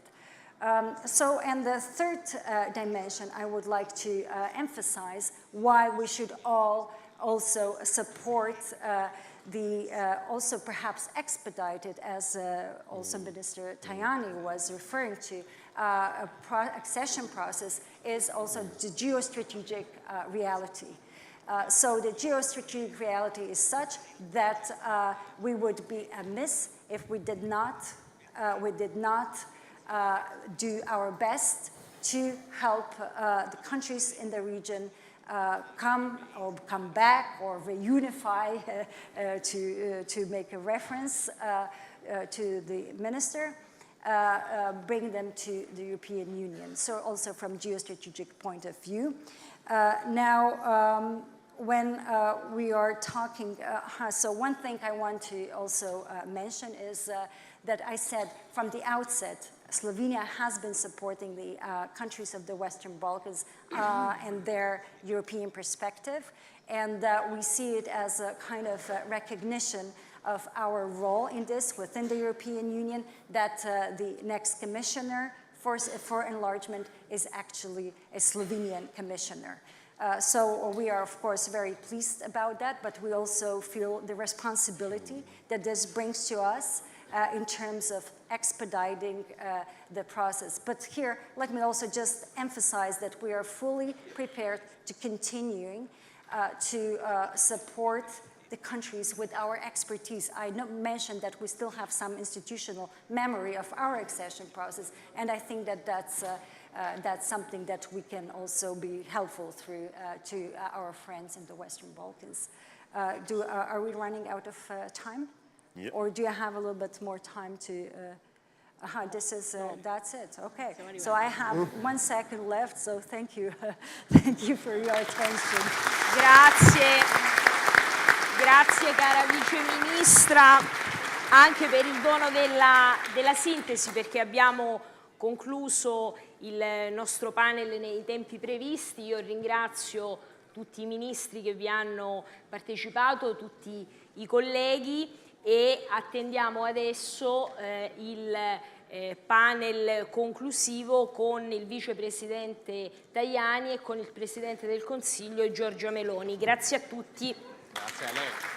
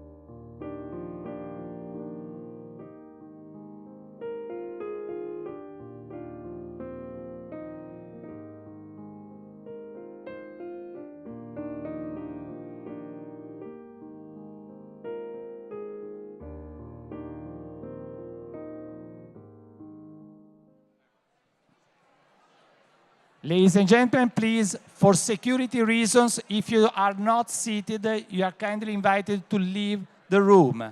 Please, if you are not seated and if you are standing, you are kindly invited to leave the room for security reasons. Thank you for your cooperation. Thank you.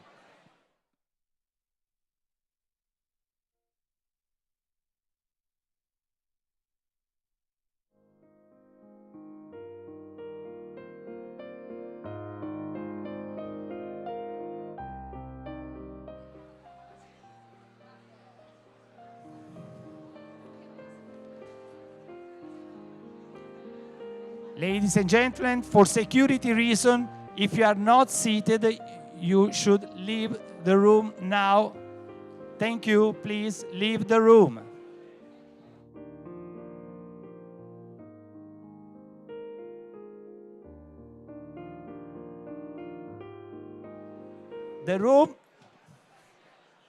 The room of plenary session 2 is available with a direct connection with this room for the closing session of Rome Med. So please join us at the plenary session 2.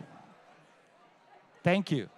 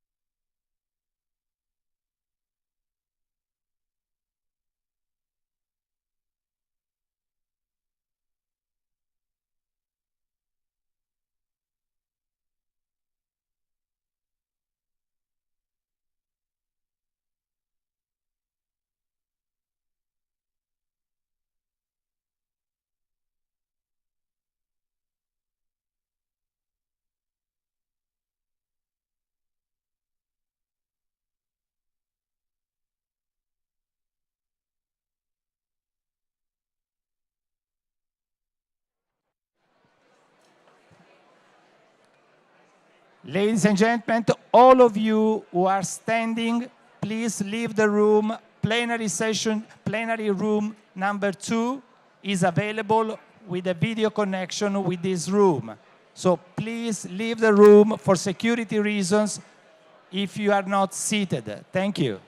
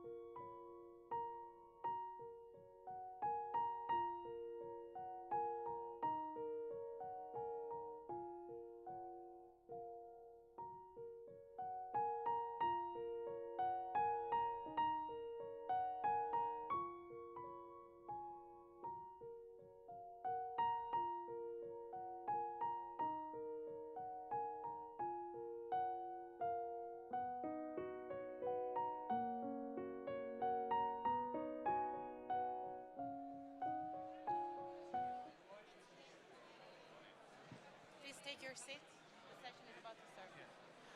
Please take your seat. The session is about to start. Please.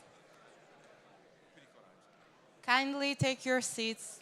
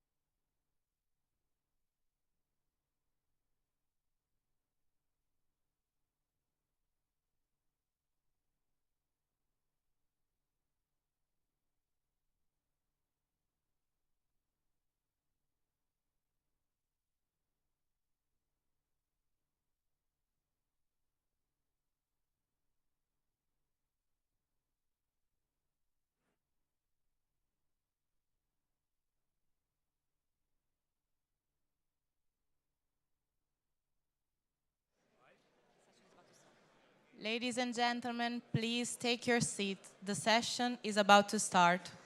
Please take your seats.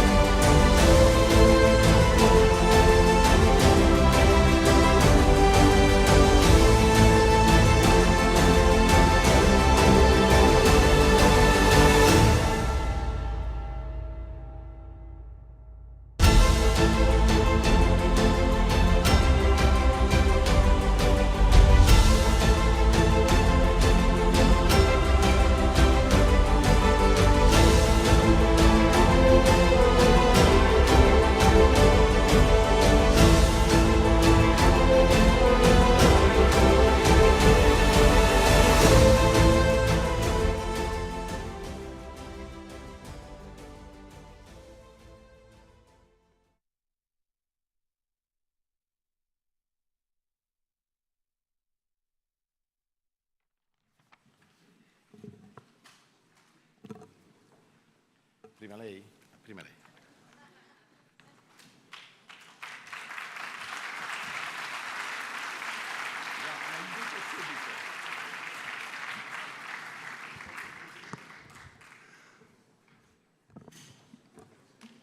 Mr. Tajani, I will be with you in a second.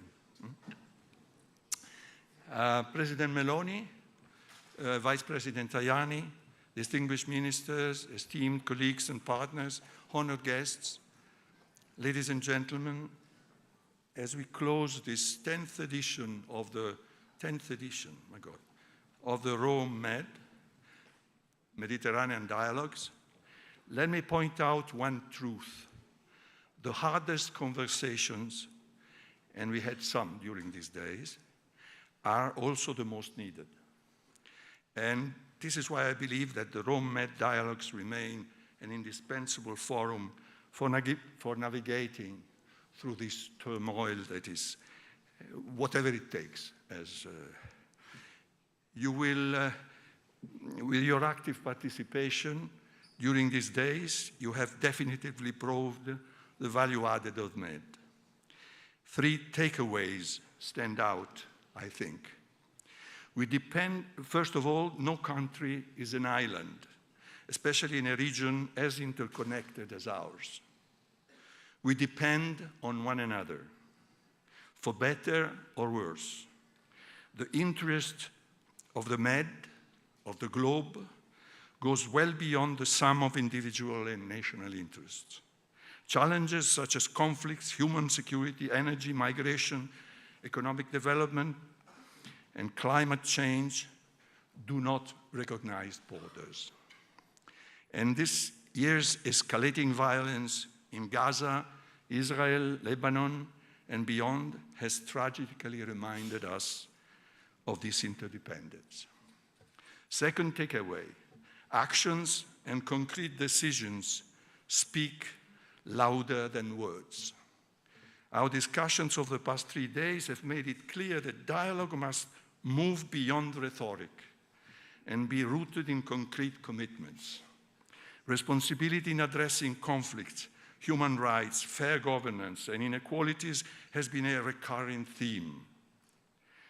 This shared responsibility lies with state actors, international organizations, businesses, civil societies, but also with each of us. We are committed to fostering peace and prosperity. Last but not least, where there is will and a true desire of the common good, there is a way to approach this common good. Our region requires fresh approaches and bold solutions to this long-standing and emerging challenge. The participation of hundreds of political and business leaders, experts, civil servants, and representatives to this conference is a proof of our shared wish to make a change. Ladies and gentlemen, dear partners and sponsors, thank you for your contribution and support to Rome Med Dialogues. This year marks our 10th anniversary, and I truly wish to thank many persons, and I have no time to do it. Paolo Magri, first of all, for the creativity, the intelligence, the managerial.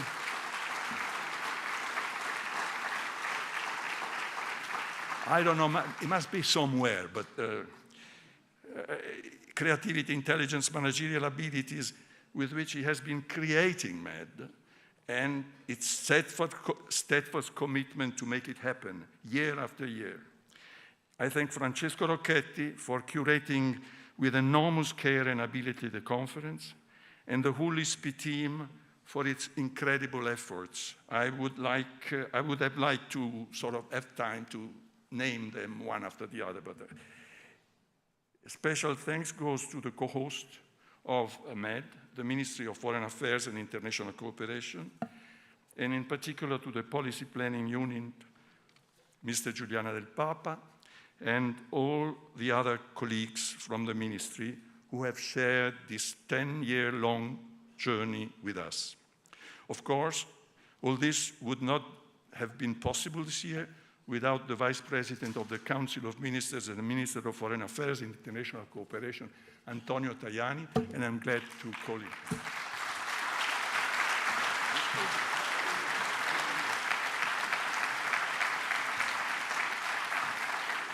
Grazie caro Presidente. Un affettuoso saluto al Presidente del Consiglio.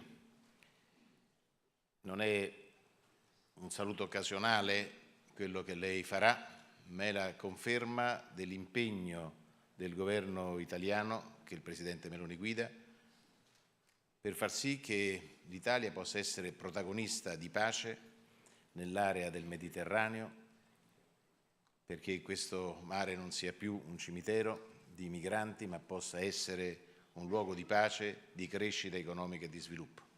E l'Italia che si affonda nel Mediterraneo vuole essere protagonista. E oggi, ieri, l'altro ieri, con la presenza di tanti amici che hanno accettato l'invito dell'Italia, abbiamo confermato di essere uno strumento fondamentale per costruire la pace nel Nord Africa, la pace nei Balcani, favorire la riunificazione dei Balcani all'Europa, protagonisti anche in altre parti del mondo, perché contemporaneamente a questa 3 giorni, ringrazio l'ISPI, naturalmente il Presidente Bruni, per aver lavorato fianco a fianco col Ministero degli Esteri per realizzare questa iniziativa, cioè contemporaneamente si è svolto il G7 degli esteri, confermando con quella riunione ciò che era avvenuto a Borgo Egnazia in occasione del vertice dei leader, cioè l'Italia, Presidente del G7, apre le porte del G7 al dialogo con gli altri paesi che contano nel mondo, nell'Indo-Pacifico, in America Latina, nel continente africano. Tanti hanno accettato il nostro invito anche nella giornata di ieri e dell'altro ieri ad Anagni e Fiuggi, ma la cosa più importante, più bella che si è realizzata anche attraverso il lavoro diplomatico dell'Italia è stata quella di ottenere nella giornata di conclusione del nostro G7 l'accordo per il cessate il fuoco in Libano, un'operazione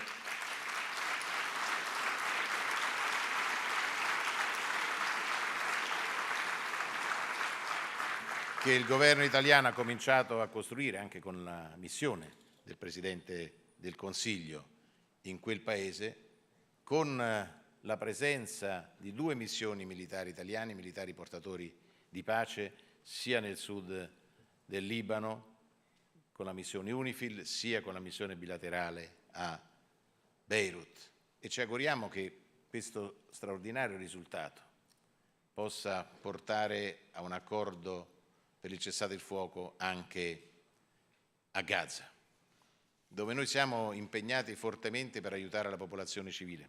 Cara Giorgia, è in volo un altro aereo italiano che sta portando in Giordania nuovi aiuti alimentari e sanitari per la popolazione civile palestinese.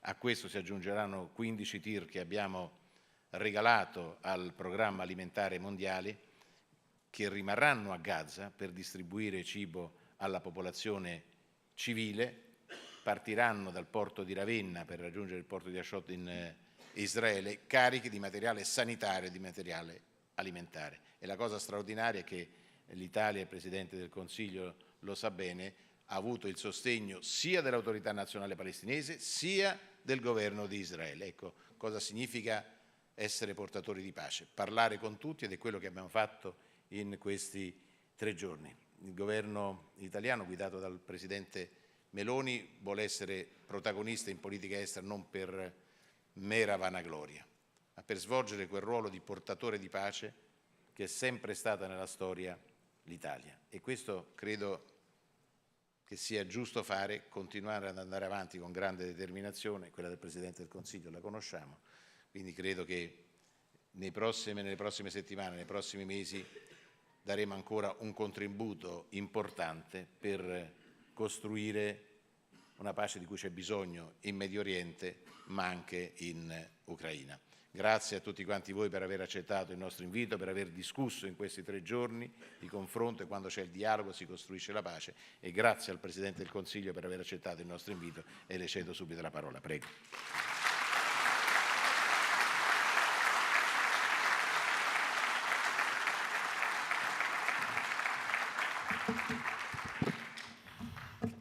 Dunque, buongiorno a tutti, ovviamente grazie e desidero in primo luogo dare il mio personale benvenuto a Roma e ringraziare personalmente i ministri, le autorità, i numerosi ospiti internazionali che hanno accettato l'invito della Farnesina, l'invito dell'ISPI e che hanno preso parte ai lavori di questa 10ª edizione dei Rome Dialogues.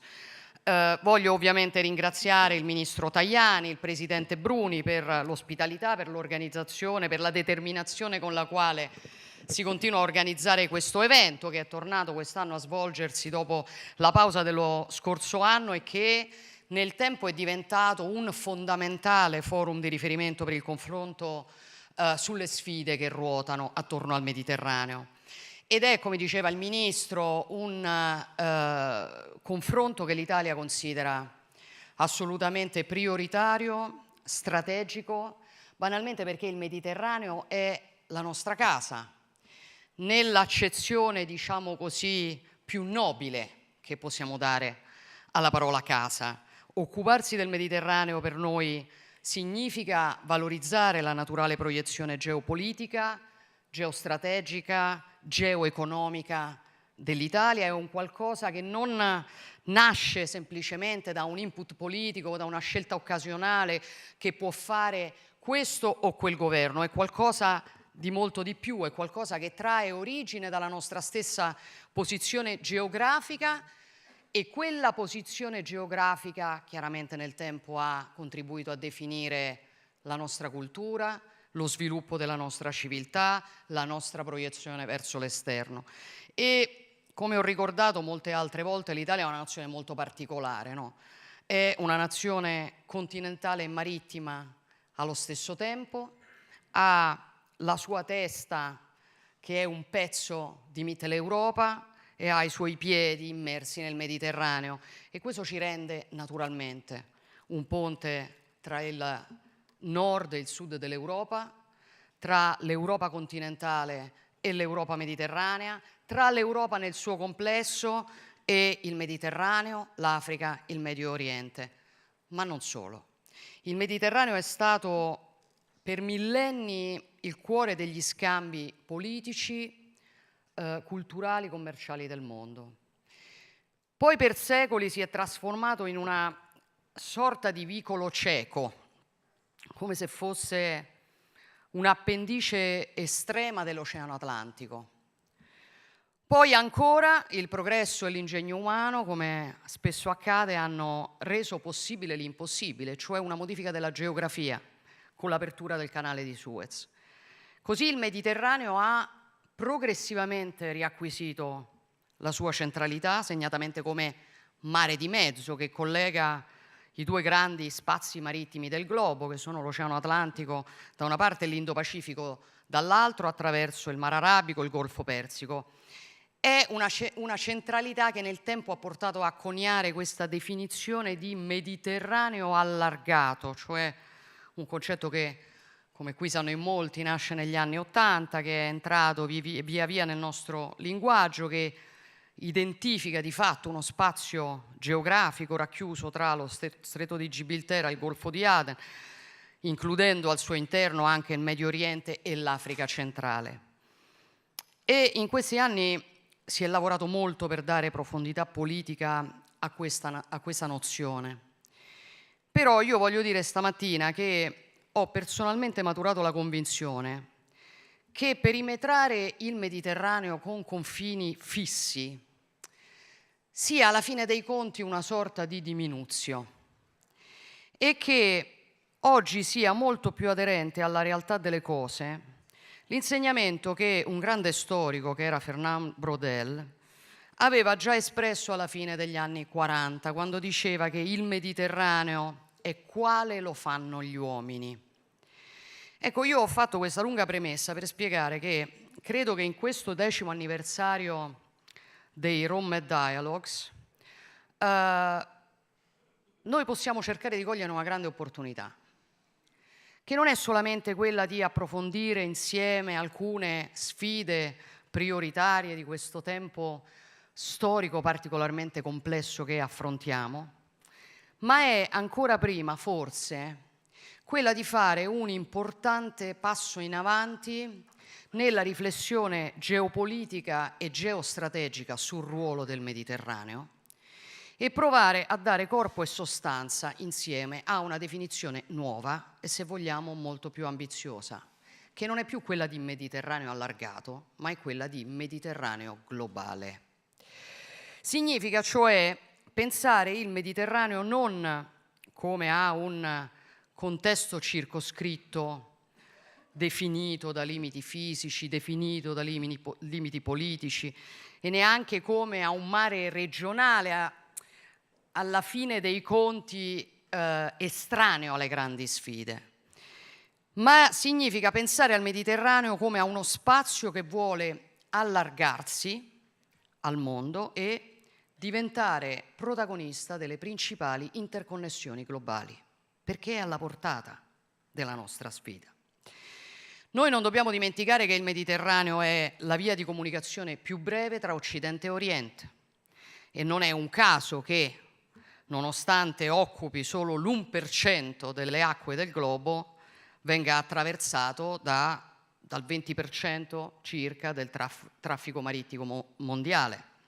Prima che gli Houthi iniziassero i loro attacchi contro le navi mercantili nel Mar Rosso, il canale di Suez aveva superato ogni record di traffico, superando le 26.000 navi transitate nel 2023, perché ovviamente è lo snodo di connessione del Mediterraneo con un altro spazio marittimo fondamentale dello scenario economico internazionale, sempre più importante, che è l'Indo-Pacifico.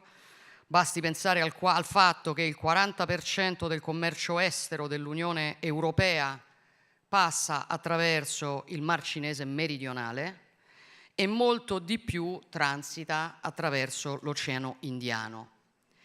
Sono tutti elementi che chiaramente offrono all'Italia un vantaggio straordinario, perché se è vero che il Mediterraneo è tornato al centro del mondo e se è vero che noi siamo al centro del Mediterraneo, diciamo così, la conclusione balza agli occhi, presumo, per tutti.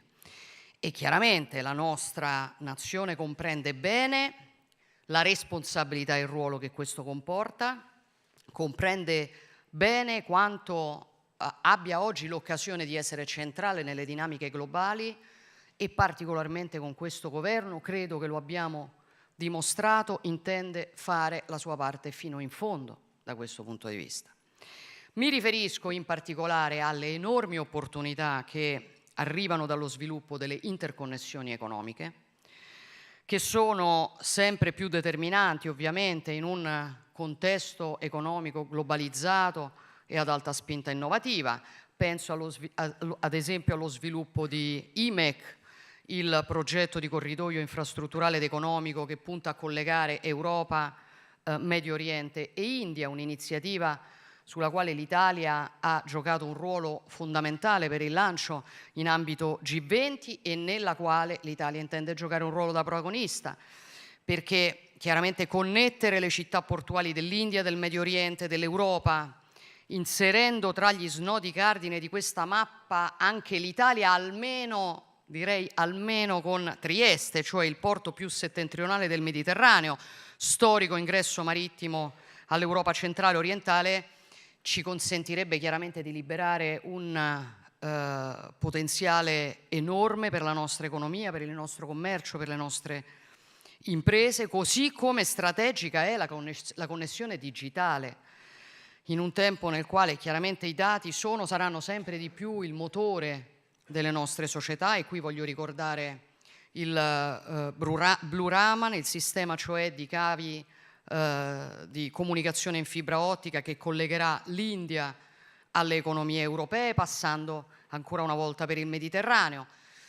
Concepire il Mediterraneo come uno spazio globale diventa una straordinaria occasione per tutti, anche dal punto di vista energetico, dove chiaramente abbiamo già candidato la nostra nazione a diventare lo snodo principale per i flussi energetici tra Mediterraneo, Africa e Europa. È un'ambizione alla quale il governo sta dando voce, come si sa, anche attraverso il piano Mattei per l'Africa, che ha tra i suoi pilastri proprio l'energia, in particolare le connessioni energetiche. Qui vale la pena di ricordare 2 progetti strategici fondamentali, e cioè l'interconnessione elettrica ELMED tra Italia e Tunisia, quindi tra Africa ed Europa, e il South H2 Corridor per il trasporto dell'idrogeno dal Nord Africa verso l'Europa, cioè 2 infrastrutture che faranno dell'Italia la porta europea per il gas e per l'idrogeno mediterraneo.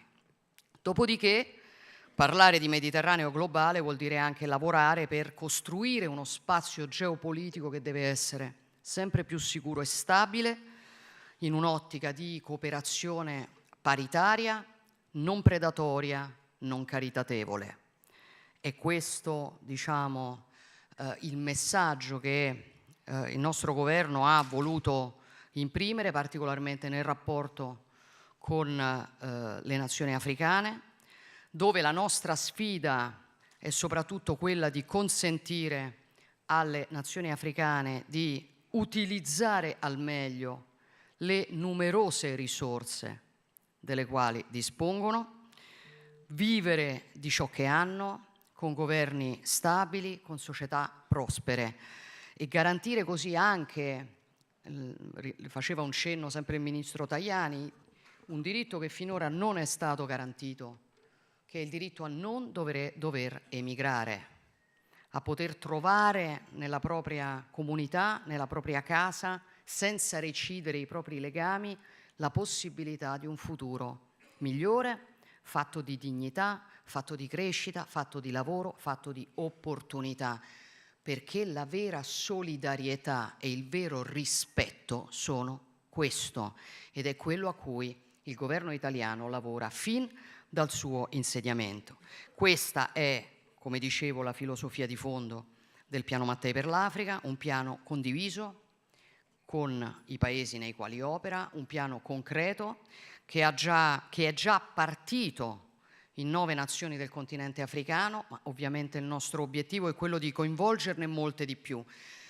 È un piano strategico di interesse nazionale, non è solo un piano strategico di interesse nazionale, quello che noi stiamo cercando di fare è europeizzarlo, internazionalizzarlo sempre di più, e quindi creare sempre maggiori sinergie tra strumenti diversi che operano con lo stesso obiettivo. E quindi piano Mattei per quello che riguarda l'Italia, il Global Gateway dell'Unione Europea, il progetto infrastrutturale del G7, famoso PGII, cioè stiamo cercando di accompagnare anche tanti altri nel comprendere l'attenzione a questo approccio e a un continente che diventerà sempre più strategico per il futuro a livello internazionale. Credo che si debba anche al nostro impulso fondamentale l'apprezzabile decisione della Presidente della Commissione europea Ursula von der Leyen di introdurre nella nuova Commissione un portafoglio dedicato al Mediterraneo, di lavorare alla scrittura di un piano per il Mediterraneo. L'Italia guarda a questa iniziativa con grandissima attenzione, è pronta ovviamente a fornire tutta la collaborazione che è necessaria, ma questa scelta dimostra un cambio di postura, un cambio, se vogliamo, di attenzione verso il fianco sud che l'Europa ha assunto negli ultimi anni, e io credo soprattutto grazie all'impulso italiano. Quel cambiamento di postura è visibile particolarmente e anche nel governo dei flussi migratori che citavo, il sostegno dell'Europa al memorandum con la Tunisia, il sostegno dell'Europa al memorandum con l'Egitto, l'impegno sempre più marcato da una parte per creare sviluppo nei paesi africani e dall'altra per combattere le reti di trafficanti di esseri umani, con un approccio che è obiettivamente molto diverso da quello che abbiamo visto nel passato, ci fa ben sperare per il futuro. Chiaramente è un percorso che ora va consolidato per contrastare con sempre maggiore incisività l'immigrazione illegale di massa, rendere parallelamente sempre più efficace i canali di migrazione legali. È un lavoro che noi abbiamo portato avanti come Italia non solo a livello europeo, lo abbiamo fatto a livello mediterraneo. Ricordo il processo di Roma, cioè l'iniziativa che sempre con il Ministero degli Esteri e al Ministero degli Esteri abbiamo organizzato lo scorso anno, mettendo insieme i principali paesi mediterranei per lavorare insieme sul tema della migrazione, di come contrastarne le cause, di come gestirle efficacemente, di come combattere le reti di trafficanti. Lo abbiamo fatto qui a Roma, dando vita a questa iniziativa che non a caso si chiama Processo di Roma. Adesso stiamo lavorando alla seconda edizione che dovrebbe svolgersi in Tunisia nel corso del 2025. Dopodiché guardare al Mediterraneo significa anche far sentire il peso e il ruolo dell'Europa nella guerra al caos che rischia di propagarsi con la moltiplicazione delle crisi in atto. Conosciamo tutti la drammatica situazione che sta vivendo il Sudan, paese dilaniato da una devastante guerra civile con una situazione umanitaria che è al collasso, catastrofica, circa 25 milioni di persone malnutrite, 8 milioni di sfollati interni, oltre 2 milioni e mezzo di persone fuggite nei territori confinanti di Sud Sudan, Chad ed Egitto, le gravissime violazioni dei diritti umani, le violenze su base etnica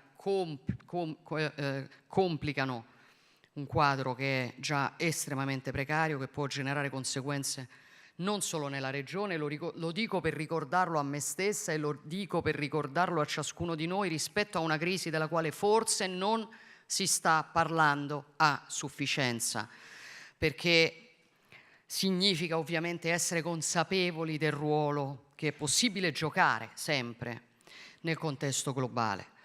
E non dimentico ovviamente, non potrei, la principale crisi che scuote oggi il Mediterraneo, ovvero il conflitto in Medio Oriente, la drammatica situazione nella striscia di Gaza, in Libano. Non ricordo tutto il lavoro fatto dal governo italiano, lo ha fatto molto efficacemente in pochi minuti il ministro Tajani, dico efficacemente in pochi minuti perché è stato un lavoro enorme, per il quale ovviamente ringrazio non solo il Ministero degli Esteri ma tutto il sistema Italia, perché queste cose riescono efficacemente soprattutto e quando esiste una filiera di persone che comprendono quanto queste dinamiche siano fondamentali complessivamente per il nostro sistema. L'annuncio ieri notte di un cessate il fuoco in Libano è uno sviluppo molto importante e molto positivo. Ovviamente dobbiamo considerarlo un punto di partenza e non un punto di arrivo. Occorre cogliere questa opportunità, lavorare ora con convinzione a una stabilizzazione di lungo termine del confine israelo-libanese che permetta a tutti gli sfollati, sia israeliani sia libanesi, di tornare alle proprie case in sicurezza.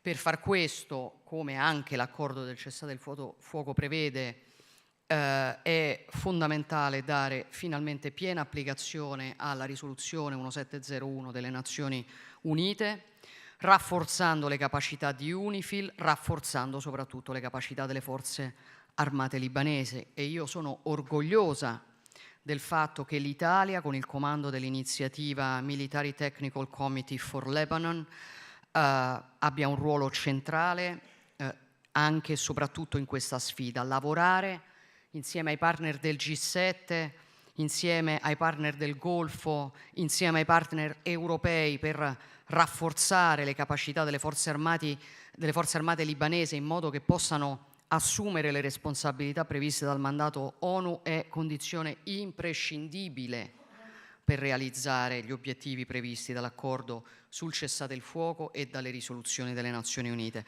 E anche qui voglio ringraziare il Ministero degli Esteri che in questi giorni è stato impegnato con i suoi omologhi del G7, che ha ribadito ancora una volta l'impegno italiano per arrivare a una de-escalation, gettare le basi per una soluzione politica duratura della crisi, dell'intera crisi medio orientale, basata chiaramente sulla prospettiva dei 2 Stati, in cui Israele e Palestina possano finalmente coesistere fianco a fianco in pace e in sicurezza.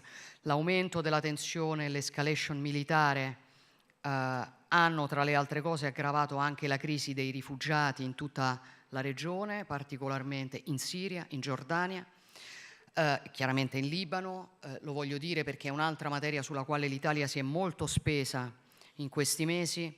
È fondamentale affrontare questa emergenza perché è una crisi che si aggrava sempre di più. Personalmente e con l'intero governo ci siamo impegnati per riportare anche questa questione all'attenzione dell'agenda del Consiglio europeo. Sono convinta che l'Europa debba lavorare per costruire le condizioni necessarie affinché i rifugiati possano tornare in patria, un ritorno che chiaramente deve essere volontario, sicuro, dignitoso, sostenibile. È quello che vogliono e chiedono gli stessi rifugiati ed è un obiettivo che non può essere rimandato ad un lontano futuro. E questo è un altro degli impegni di larga scala su cui l'Italia sta lavorando in questi mesi. E quindi, concludo, si conclude qui la 10ª edizione dei Rome Med Dialogues. È l'occasione chiaramente per fare un bilancio di quanto abbiamo fatto finora, ma soprattutto è l'occasione per chiederci cosa manchi ancora da fare. Quindi noi, mentre chiudiamo un'edizione dei Med Dialogue, cominciamo a organizzare la prossima e ci interroghiamo sulle sfide dell'anno prossimo, perché ovviamente sappiamo che ci sono ancora molte pagine da aggiungere alla millenaria storia del Mediterraneo, che è una storia molto più ampia dei suoi confini geografici, come molto più ampie dei suoi confini geografici sono le sue opportunità. Del resto, come insomma, qualcuno scriveva, e in particolare lo scriveva quello che era il maestro di Albert Camus, il Mediterraneo è uno spazio breve che suggerisce l'infinito. Vi ringrazio.